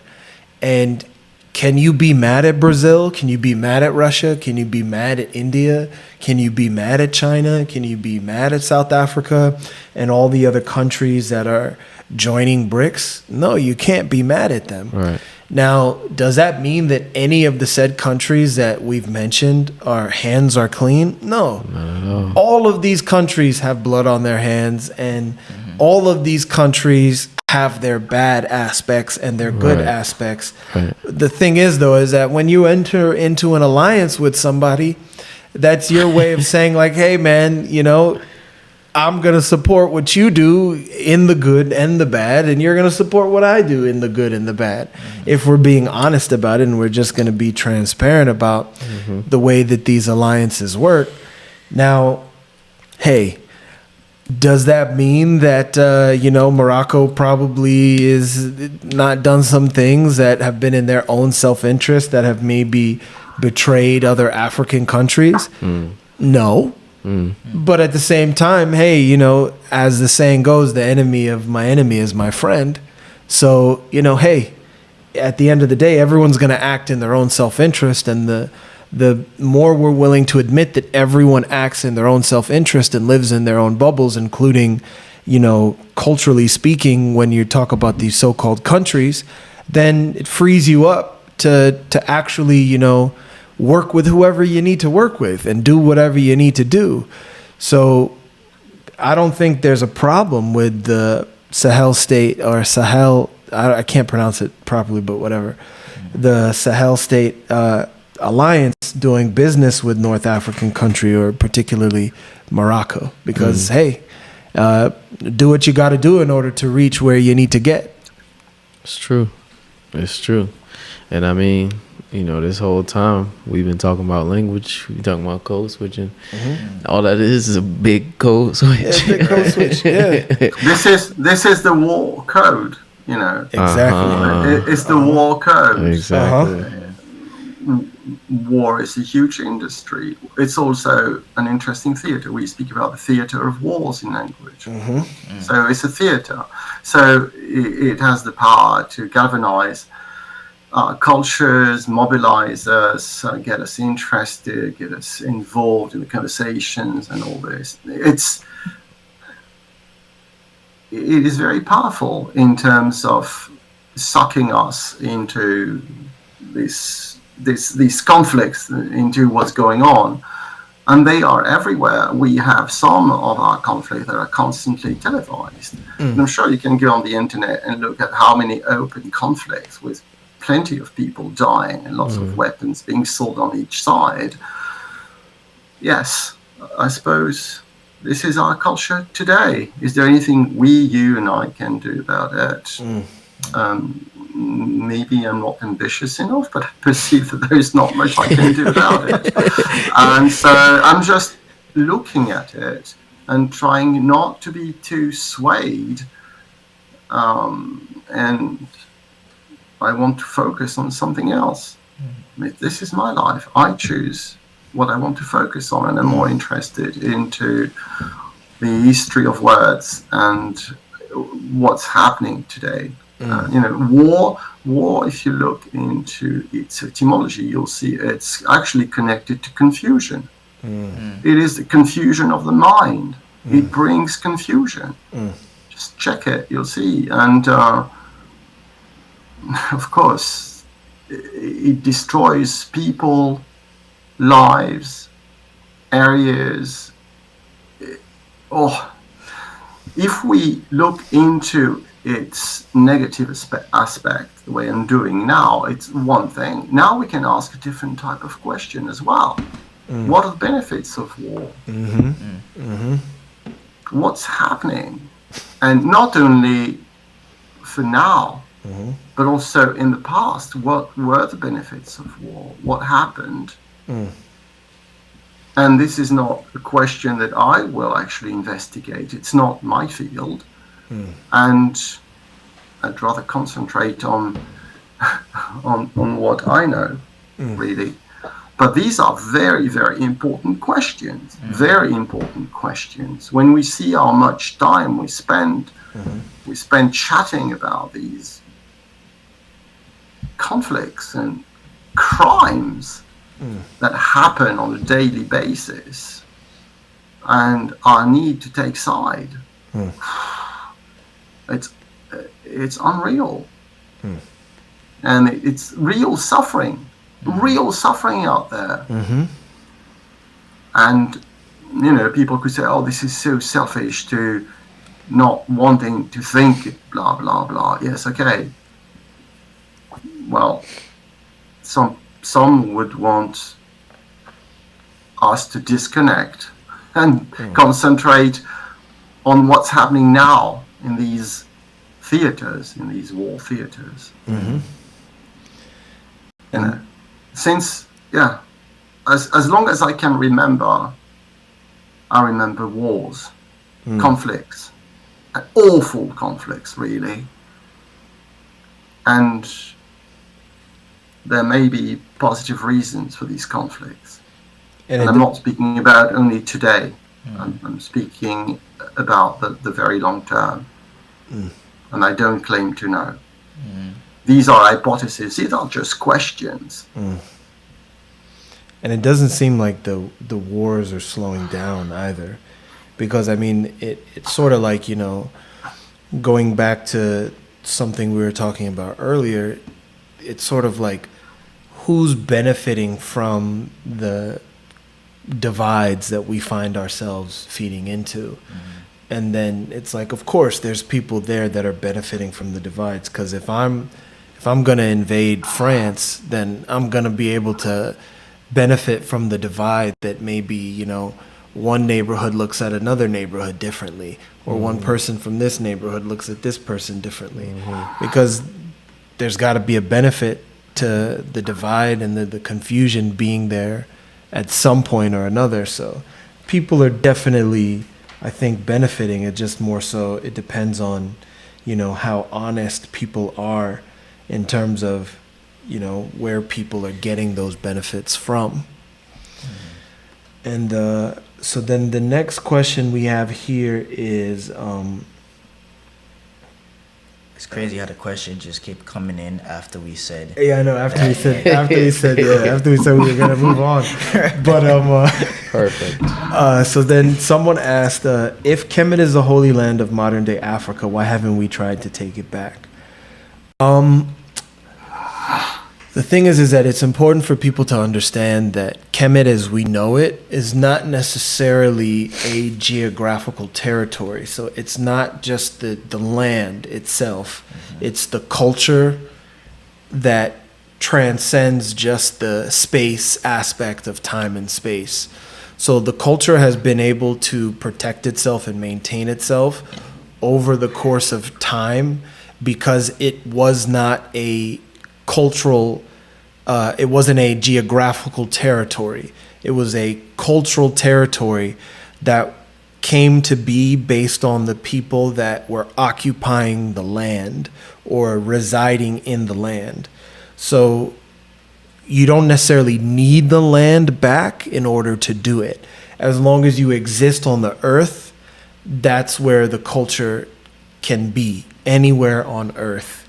It's just that that was where we settled and that's where we did things, because just going into some of the esoteric aspects of it, for lack of a better term, is the middle of the earth as you know it, which is where even this name that you can understand, the earth center or Kepta, comes from, is because there's a concentration of energies in the equator. And because there's a concentration of energies, that's why our ancestors were utilizing that concentration of energies in order to benefit from the celestial dialogue that was occurring within the universe as we know it, and the dialogue as we know it, and is continuing to happen. So in order to harmonize ourselves with it, that's why you see the pyramids being built along the equator. That's why you don't see a pyramid in Russia and then a pyramid in, another area in correlation. Or in terms of as above, so below, you see the pyramids along the equator specifically. So that's an aspect to it, is that it's not necessarily the land that you need back. It's more so the culture Exactly. survives regardless of where you are geographically. Question is, and no, Kemet is not dead. Kemet, it's not a culture that's gone, and it's not irrelevant. Dupes or Dubs, however you say your name. If it was irrelevant, you wouldn't even have a language to speak. Yeah, and we're a testament to it being alive and well. Then the next question we have is from Taj Hutchins: is do you think BRICS would start using cryptocurrencies and utilizing cryptocurrencies? I would say anything is on the table, because no one really thought the internet was going to blow. And then here we are. And I would say that people are going further and further into kind of the virtual aspect of things instead of the reality of things. Because like our brother Patrice was saying, the virtual aspect is very much a distraction. And then you allow yourself to kind of go off into these far out worlds, or disconnect yourself from what's actually happening in terms of like the painful suffering of your real life. And then you get to go, you might be dead broke and you might not have a penny or a pot to piss in, and then you go online and then you're like the most famous person in the world in your virtual neighborhood or your virtual community. So there's going to be that aspect where there's going to be people that are going to continue to feed into that and utilize that. So I don't think it's going to be that simple for us to just kind of make it black and white to say that those aspects aren't going to make it into the future per se, or they're not going to be utilized. But I do find it quite interesting that what happens if there's no internet or cell phone signal? Then your cryptocurrency, regardless of how much you have, like you take the electricity out of the equation, you take the internet out of the equation, you take a cell phone service out of the equation, and you're boom. But that's the sad part about it, though, because to me, the way I see it, all currency is already crypto. Because everything is already digitized. It's already digital. So whether it's just regular USD that you use your bank card for, or it's like a fake coin on a screen, it's all the same. Because like he said, once the internet goes, electricity goes, like ain't none of that working. Yeah. It's over. You better hope you have something to trade physically. You know, if they turn off the internet, bro, that cryptocurrency, no matter what kind of wallet you have it in, no matter what kind of, no matter how much Bitcoin you have, they turn off the internet. Good luck. Yes, it's clearly a balance between how we go ahead with technology being pulled or pushed, and how we at the same time stay anchored to nature. We observe nature, and we really stay grounded, in my opinion, totally. We are part of this planet. And then, of course, the technology is fantastic. Without it, we couldn't be communicating right now. I'm just stating the obvious. But nonetheless, this balance is there for us, and it's going to increase. It's not going to, it's not going to slow down. That's it. So we have... No, going along your lines. So we have... There's so many questions. Yeah, there's so many questions now.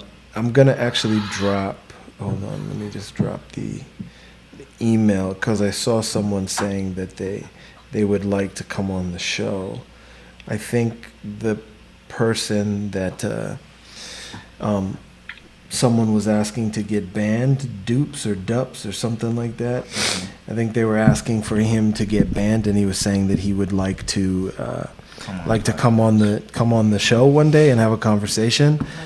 So I dropped the email for you to email dupes or dups. I don't know. DUPZ. That's your name. DUPZ. So you can email us, and then we can discuss that, because hey, I know someone was asking for you to get blocked, but we're not going to block you. We're more than willing to have conversations with people, even if they have opposing views or other perspectives. So I just dropped the email for you. So please send us an email, and we can set that up. And then you can ask all the questions. And then you can ask all the questions, and then we can talk. And maybe if we're lucky, we might be able to bring Patrice back. Patrice is going to come back regardless, hopefully, as long as he's willing to. We're more than willing to have Patrice back if he would like to come back. And, maybe we'll be able to all get on a panel together one day. But so moving to the next question is... sorry, I missed it. Is cultural unity possible in modern day Africa? Yes, it is. It's just a matter of, we say, Africa, I'm going to mess up the percentages, but we say that Africa is 50% Christian, 50% Muslim, but it's 100% traditional. So regardless of, what kind of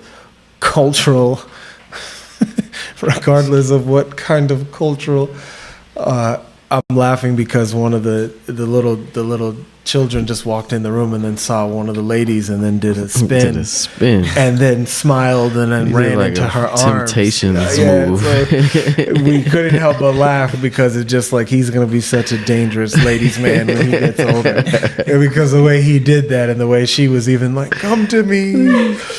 So good luck for all the ladies when he gets there.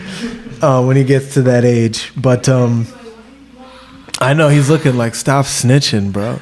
He's like, you telling all those people that ain't even in the room about me right now.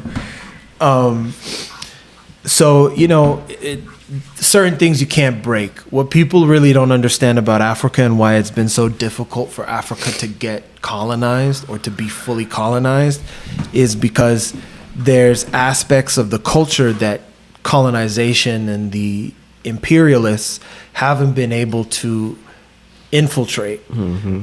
I'm not going to break that down because, some things are better left unsaid, and that's a whole nother conversation. But there's aspects of Africa that culturally unites every aspect or every part of Africa that makes it very difficult for you to infiltrate and destroy it. But to keep it even where we've been in this conversation, the code switching itself is just ingrained into the culture so much that people on the shore speak different than people inland. People inland speak different than people on the mountains. They have different concepts because nature dictates things to them differently based on their location. It's just that simple. But when nature is what's taking the lead on your life, because you actually live in nature and you actually sort of have a reverence for nature, then it becomes just that simple. Then it kind of even takes a connotation where it's not a code switch.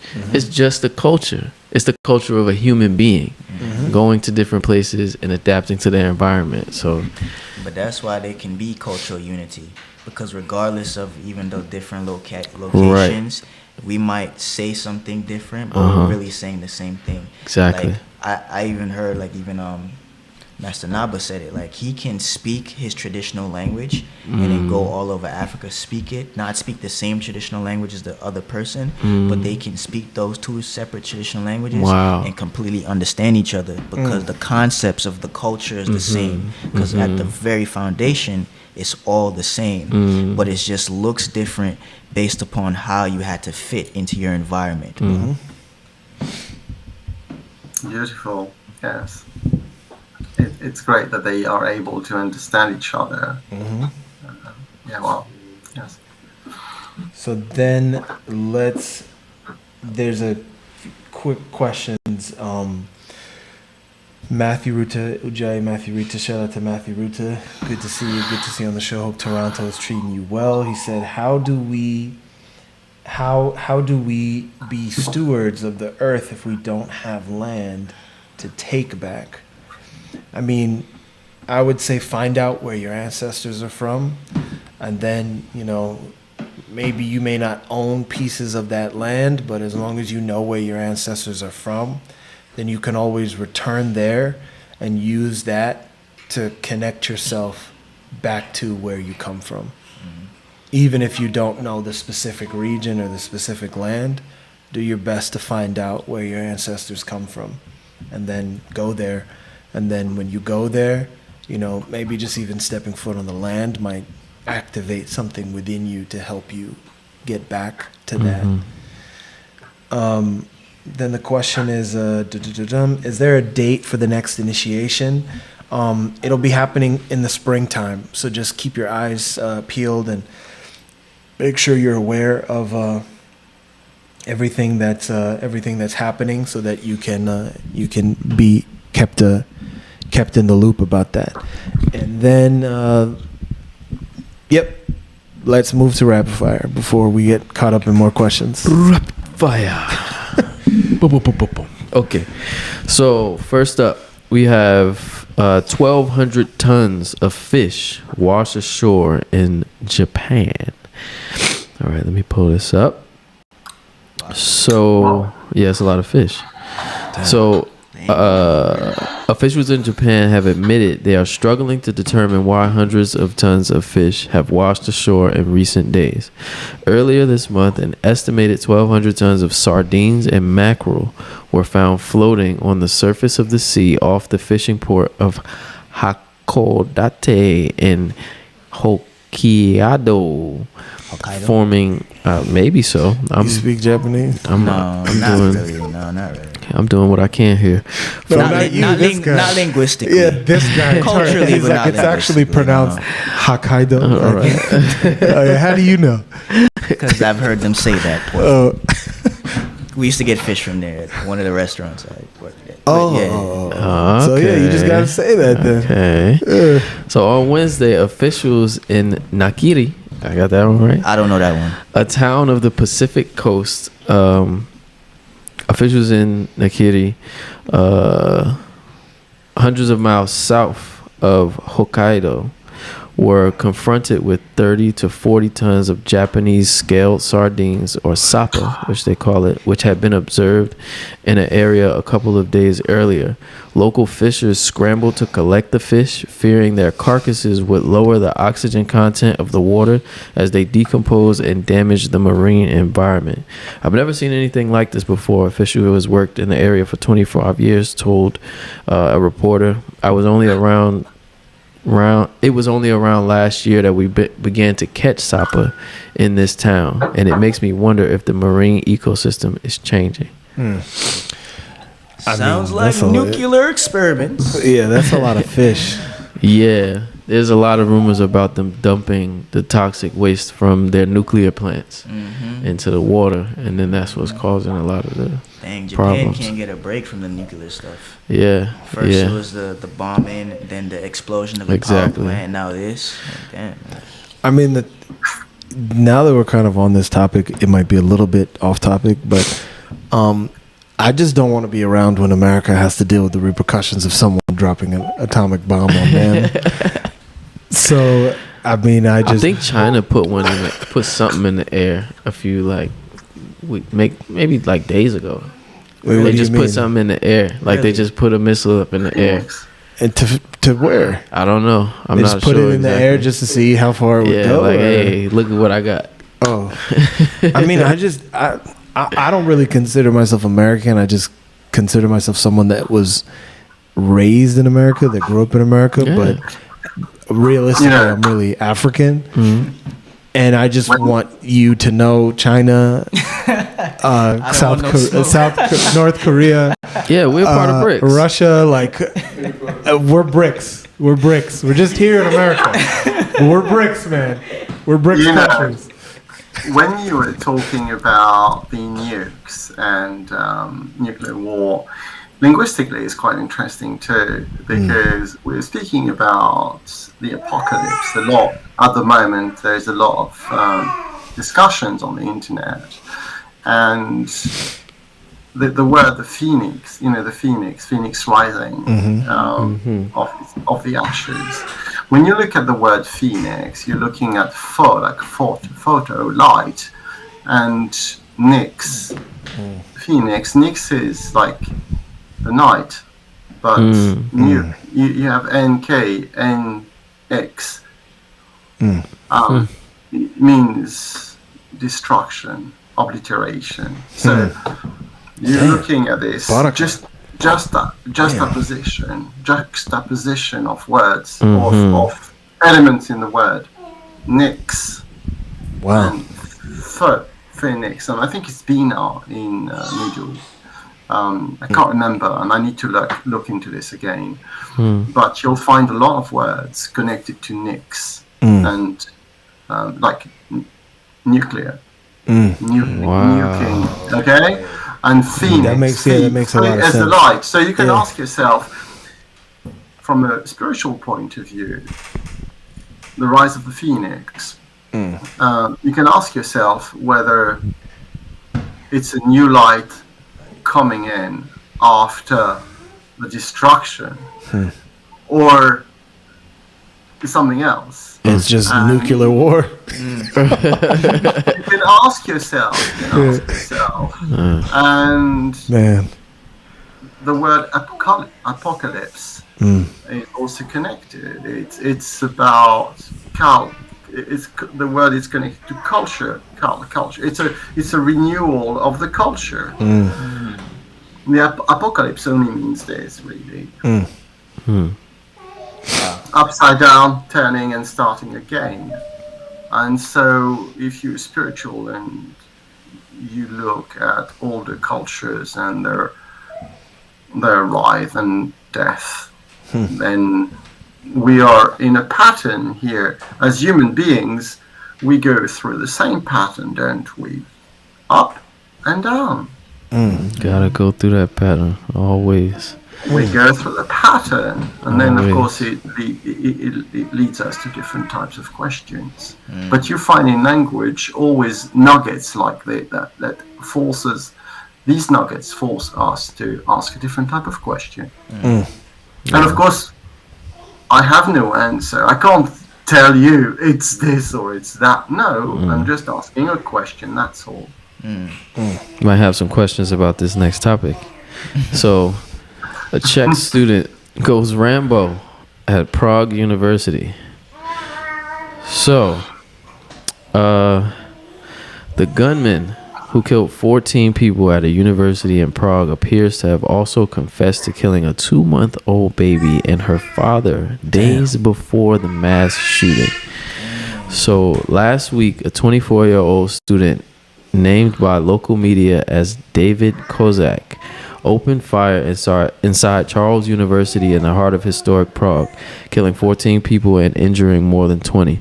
At the time, the city's police chief, Martin, I'm not going to try your last name, described the mass shooting as well thought out and a horrible act, and said the suspect was also believed to have murdered his father prior to the rampage. They found a letter at his home in the village of Hostin near Prague, in which he appeared to confess the earlier murdering of an infant and her father in a forest on the eastern outskirts of the capital city. And then it's really unclear, though. It's interesting the way that they word this part of it. Kozak, who police said killed himself as police closed in on him, is now believed to be responsible for the murders of 17 other people. And everything points to that, says one of the reporters. The interesting thing is that I remember talking to someone that was telling me that they would never drive like a taxi, or they would never do like Lyft or Uber or anything like that because, and I asked the person why, and they said because it's so dangerous. And I was like, why do you say it's so dangerous? And then they said, did you hear about that guy that ended up getting an Uber leaving from a party in Brooklyn? And then I was like, no, I haven't. And he was like, and then like a couple days later, then someone else left that same place in Brooklyn and then died. And then someone else a couple days later left that same place from Brooklyn and died. And then I was like, wait a second, I think I remember what you're talking about. And so I asked the guy, I said, the interesting thing is I remember when that came out and I looked into it. And the interesting thing that I noticed is that of the 3 people, because they were saying that it was probably the result of a serial killer, right? But one of the 3 people was a very prominent public figure that had a lot to lose by, or someone had a lot to gain by that person not being around anymore. So I said to myself, I saw that, and I was saying to myself, maybe that person, maybe those 2 other people just happened to be leaving from the wrong place at the wrong time, and then someone saw a way to maybe cover their tracks as to what was really going on. And the police always end up talking about these people that go on these rampages and these shootings and do these terrible things, but they always talk about them killing themselves before the police can get to them. Exactly. That makes me think like maybe, you know, I don't know if these things actually are real, bro. Like I don't know if they're actually happening. Like we, like, you know, us conspiracy theorists, we call it false flags. Mm-hmm. Like, I just don't know. I just don't know if I believe it, man. Yeah. Because for Where's the police, the mother? huh? He said he killed the infant and the father. Where's the mother? I'm not sure. Why he ain't killed the mother? Why don't you know their names, bro? I don't know. Huh? These are Czechoslovakian people, man. I'm not gonna try their names on air. Say it. No. We know Patrice could say it. Can you say it? No, I can't. Actually, no. Hey, Patrice in the boat with me. I know Patrice is like, nope, don't put me in there with that. All right, man. Let's get to the next topic. Wait. Did you wanted Patrice to weigh in? Oh, okay. I don't know if Patrice has anything to say about She's the like, I ain't got nothing to do with that. I know he's like, nope, I'm not. He's like, that's too close to London. If they want to come and get me, I'm not talking about it. No, what made me laugh though is when you were talking about this sad event. Mm-hmm. I think we're about 8 billion on the planet. 8 billions. To what extent is this important statistically? Wow. But it's news. It's grabbing our attention. It's the news. Please notice. It's new. Therefore, it's important. It's new. The news. Watch out. I'm telling you, Patrice, I think this is the start of a great collaborative effort. Right? Definitely. We're gonna be keeping you up on certain nights, Fridays. You know.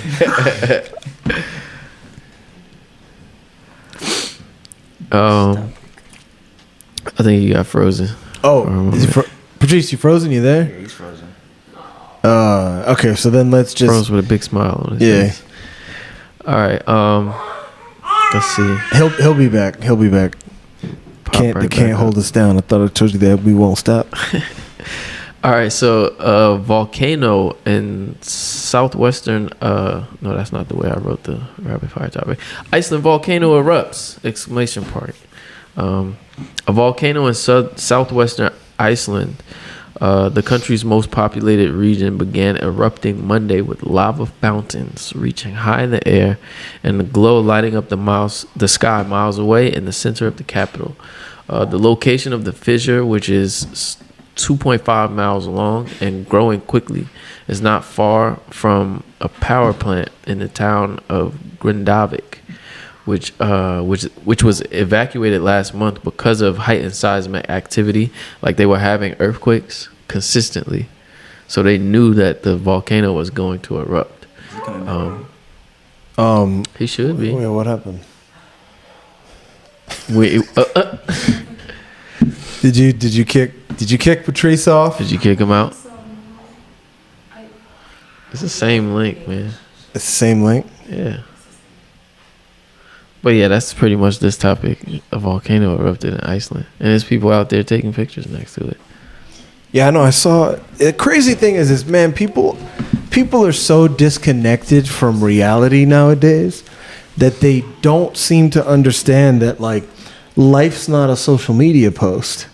Right. I mean, if I see a volcano erupting, there's Patrice. Yeah. My first thought isn't to take a picture. Hell no. By an erupting volcano. That's like, what's going through your mind, bro? Like, where do you live? Who raised you? Like, so if me, right? Like, cause I saw this video of these people in, I think, Argentina, and there was like a huge flood happening in front of them, and they're just kind of there, kind of watching the flood and like taking pictures until the flood starts getting closer to them, and then now they're running and backpedaling and trying to get away from the flood, and I'm just like, like, nah, bro. As soon as I saw the bridge go, like it's a wrap. Gone. Like, why are you trying to salve it? Why are you trying to make a social media post? Yeah, it was crazy. About a natural occurrence in front of you. Like, keep it moving, bro. Because, and people have to see how good my life is. No, your life is not good, life man. It's about the life news, is right, great. Patrice? You're about Better to than lose your yours. life. It's the news. Yes. make sure your life is on stage and can be seen by everyone else. Yeah. Exactly. And make sure you live in the present. Don't ask too many questions. Just be in this consumering mode. There is a good reason for which, if you look at the word consuming, consume is sub. Wow. But another question would be sub to what? And I don't have the answer. Again, I'm just asking a linguistic question. I like the way he just throws bombs and nuggets and then says, "But I don't know." Hey. But that will go no further. I didn't create the language. I just use it. And this is language, guys. It is. Give us I'm more very answers. keen on always consuming more words and more languages, because it gets me into code switching a lot. And this forces me to question my own understanding, my own hypotheses, and listen to others, really. That's beautiful. So next up, we have a Planned Parenthood employee gets caught red-handed. So, Planned Parenthood has allegedly been caught on camera showing its willingness to assist a 13-year-old minor in crossing state lines to undergo an abortion without parental knowledge or consent. A term dubbed by some, here's another contemporary agreement, abortion trafficking. The investigation took place in Missouri, where the state law says that 13-year-olds can never consent to abortions. A recently released 5-minute undercover video by Project Veritas shows a conversation between a woman identified as LaShawna, said to be managing director of Planned Parenthood in Kansas City, Missouri, a male PV investigator who is off screen, and a male PV investigator who is off screen. The male investigator is inquiring about obtaining an abortion for a 13-year-old girl, and the full footage has not been yet released at the time of this article's publication. But the video basically highlights the ease with which the abortion industry partakes in potentially breaking the law. Not even potentially, they're breaking the law and trafficking girls for abortions. LaShawna said parents are never informed of the abortion because Planned Parenthood considers a 13-year-old to be an adult in their clinics. Missouri law states that those 13-year-olds and younger cannot consent to an abortion. So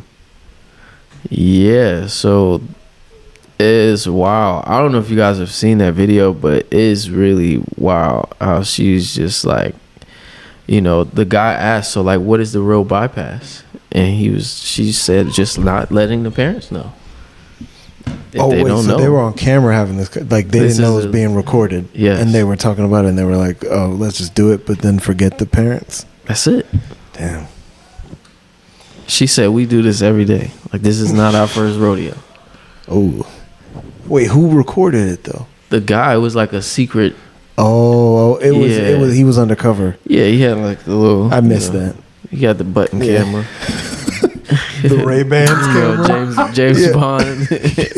James Bond style. It was on his pen. Cause he had He's to. Like, sign right here for me. Man, the way she was giving it up was just crazy. It was like she was saying that it doesn't even have to be the parent to give the consent. Like it could be somebody completely like random to come and be like, hey, like, yeah, just help this girl out. I mean, it's crazy, man. Abortion trafficking. She's 13. I mean, puberty happens. I lost my virginity Puberty at 13. happens. I wasn't dumb enough to go unprotected, but I lost my virginity at 13. Yeah. I mean, look, when you live in a culture of no culture, where certain values are no longer a thing, then that's just what's gonna happen. Because now it's just about, that girl having the freedom of choice. As she would say, she's getting lit. She having is, yeah. fun. She's Right. doing what's trendy. Right. It's just what's popular. Maybe in our grandparents or great grandparents' days, it wasn't popular to have sex at a young age. Now it kind of is. So the language has changed. The sad part is that like the aspect of the abortion conversation that always gets left out is what happens to the spiritual manifestation of the physical body when you destroy it. And that's the part that nobody wants to talk about in the abortion conversation. Is what happens to the spiritual aspect or the spiritual manifestation of the physical body when you destroy it. So what happens to your soul? What happens to the soul of the said body that you destroyed that didn't make it to a full term? What happens? We're not going to answer that, but we're just going to leave it there. We're going to put even if we answered. People don't care. You got people here talking about they believe in evolution. And stuff like that. And are you arguing with DUPZ? I'm throwing a little controversy. You're like, and also you may come with a lot of counter culture points. Oh man! Don't scare away people just because you don't agree with them. It's not about agreeing with them. Not run them. Not run them, bad man. Run them. Don't run them. Don't run them. Don't run them, man. You need to contort a bit. You need to contort. Next up, we got Tesla robot beats up an employee during reprogramming. So Elon Musk jumped on the internet and criticized the media on Wednesday over reports about a Tesla engineer who was wounded by a robot at a factory in Texas. Now this is old. It's from 2021. So people had to like dig for this and find it. So in 2021, an injury report claims that a robot designed to remove aluminum car parts dug its metal claws into an engineer's back and arm. At the time, the engineer was programming software for 2 disabled Tesla robots, and the Daily Mail reported on the incident. A witness who spoke to the Information, which is another media outlet, in a story published last month, said as another worker hit an emergency stop button, the engineer was able to make his way out of the robot's grasp.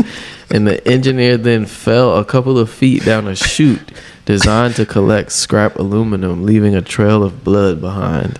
Gosh. So, yeah, the Tesla robots are getting down and dirty. I mean, the funny thing about this is that, like, this is like what the Terminator is, right? This is like what iRobot is. This is what they show in the movies is eventually the robots are just going to be like, I'm done with you giving me orders, human. Now I give the orders. And there's no way, if it comes down to a physical fight between you and the robot, robot is going to win. But that's when they're going to start giving you, what do they call it? Augmentations. Where they start making you have robots. So now you can fight the robots. Elon's already doing that with Neuralink. Yeah. It's like, but it's the mental augmentation. They're going to put the chip in your brain. No, they're going to try to make you a cyborg. Yeah, but you could have both mental and body physical enhancements, and you could fight the robot. It's Robo Wars, Robo Human Wars. Yeah, that's it the RoboCop. It could be a lovely division. Yeah, it could be a lovely division. Another one. Speaking of which, that's like one of my favorite movies is RoboCop from the 80s. Like not the new one. Not the new one, the one from the 80s. Because it's even like the things like where America is right now, they were talking about it back then. So it's like the director of that movie, I'm not gonna even try and pronounce it the way you're supposed to pronounce it, but Paul Verhoeven, like, man, if you haven't seen RoboCop, you have to go back and watch RoboCop. It's one of the best movies that came out of the 80s in terms of science fiction, in terms of making a comment on society. Yeah, it's been foreshadowed enough for us to know that it's a problem. On the same vein, in AI, Ford has filed a patent for automatic repossession of vehicles. Better make that car payment. So, basically, Ford's self-repossessing car patent is said to be a nightmare of the connected car future. So Ford's patent application outlines a future where autonomous cars drive themselves to the impound lot if their owners are delinquent on their car loans. If you think wait. So the electric and digital transformation of the car industry comes with a lot of, promises for a better tomorrow, electric vehicles, bringing down carbon emissions and things like that. So this week, Ford applied for that patent on a system that would use connected car technology to basically steal your car without even the tow truck at this point. I hate the tow truck guys. I mean, was it even your car to begin with? They could just take it. Yeah, if they could take it, then it's not yours. Yeah, I mean, yeah, I guess so. But That's it's like- fully automated. It's like, oh, you left your windows down? We can roll those up for I think you there before was we a roll guy this who car was off. in his car. No. I think I heard a story about that. There was a guy in his car, and the car like drove him to the lot. Yo. He couldn't get out. Man, the that's crazy. the question I have is like, what about the self-driving cars? Already, like, you don't control that, because I remember when there was a hurricane a few years back, and Elon Musk had apparently the battery capacity a Tesla has, is not its full capacity. Meaning, what do you Like mean an by that? iPhone, like when your iPhone dies, but it's still findable. Like when your iPhone dies. So what they do is that when the hurricane happened, Elon unlocked more of the battery capacity Wow. for people so that they could travel further. So the question I have is like, man, there's no way in hell you're getting me to go fully electric. Right. Because if you can control it from afar, then now, like, I mean, that's not to say if anybody wants to really shut down the world, Yeah. like through just like hacking and like electricity, get a like gas-powered phone. EMPs or whatever. It's over. It's finished. Yeah, that's crazy, bro. And it asks. It's also there is another question as well around around time, concerning time, which is how old is this technology? Yep. How old is it really? Yep. And how much do we know about the technology? We may think we do know everything, which we like to do and which we like to think, but how old is the technology really? How new is it? How new? Yeah. And I leave it at that, because when we look at AI, how old is AI? How long has it been really able to operate systems? Of course, it's growing. I'll leave it at that. I'm just asking the question: how old is it really? Yeah, just the concept of intelligence itself. So, last Yes. up. What is intelligence? Right. Right. To begin with. Yes, linguistically, it's a really cool word. I like. It's a cool word. I like the word intelligence and counterintelligence. I love these words. Intelligence, you're looking at the logos, which is the words themselves. And so you're looking at words, and you're looking at the link between the words. So if you look, it's easier to understand if you think of it in terms of counter. And so you look at words that are there, or ideas that are there, ideas that are missing, should be there and missing, and then fake ideas or concepts that are there but should not be there because they're not correct. And then you look at the how did you put all this together it's confusing for the intelligence when in your dots, some of the dots are fake, some of the dots are missing. How do you put the dots together? And it's only, it's one of the concepts, but I love this word intelligence. Are you trying to raise the game? Everyone else, or everybody's in our games, and I think that code switching helps us connect more and perceive more, not less. So, last up, this is the last rapid fire topic for the night. I'll pull out the computer for this one. So, a Kenyan man claims to be the second coming of Jesus Christ. A Kenyan pastor. This has been going on for a few years now. There's a pastor in Kenya who claimed to be Jesus Christ, right? He's asked the police to protect him. What? You're Jesus, man. What you need protection for? Hold on. That's exactly why he asked for the protection. Romans are gone, bro. He asked the police to protect him. Are they though? Exactly. Are they really? After he got wind of the diabolical plan of the community where he does his evangelism. According to the clergyman, members in the community had vowed to crucify him on Easter. Oh! In a way akin to how the Son of God had been put to death. The self-styled Jesus Christ reported the incident to the authorities after learning that the locals had witnessed him and demanded that he be crucified on Easter in the same way that Jesus was.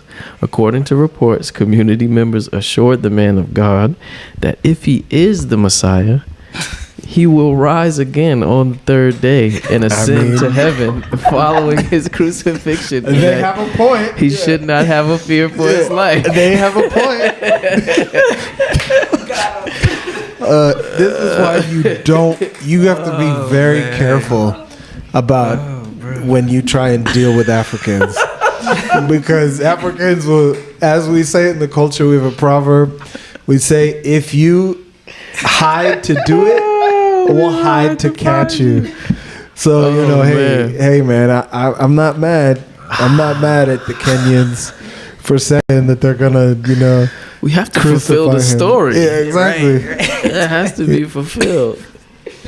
Oh man, that was a funny one. I feel like you can't even consider yourself like spiritual if at some point or another you didn't think that you were Jesus, or like you didn't think you were the Son of God, or like you didn't think you were the reincarnation of some deity or God, or Neter or Neteri. You heard of Kuya? You know I'm laughing. I just thought of somebody that we all know. Yeah. Oh, it was Cyrus.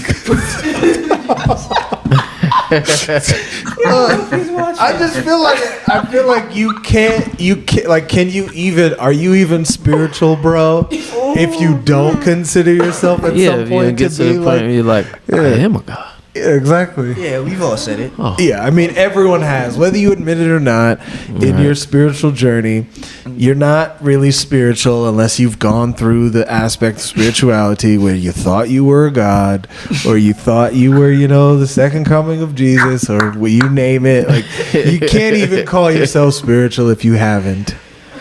Okay, maybe one day you'll join the big leagues. Yeah, that's all I got for rapid fire, man. Yeah, but he took it too far. Shout out to Kenyan Jesus. And then he tried to get the cops to help him. Right. That didn't work for the first Jesus either. No. Please. Patrice, if you will, please, if you could drop contact information, and also please send me the contact information so I can drop all of the ways people can reach you and get in touch with you, and then that way we can put it in the video description and all of that stuff. So you can text me that stuff, and if you have anything you want to bestow upon the audience before we end the show, then please, by all means. floor is yours. That's my email address, but maybe just the website IMFB. Yeah, perfect. Website too.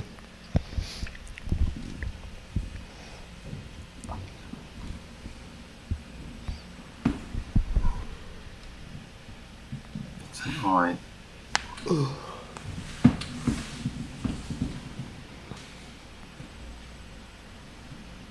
And that's a very old website, and currently launching a new project. I'll get back in touch with you when this is off the ground. It's really exciting, I must say. Nice.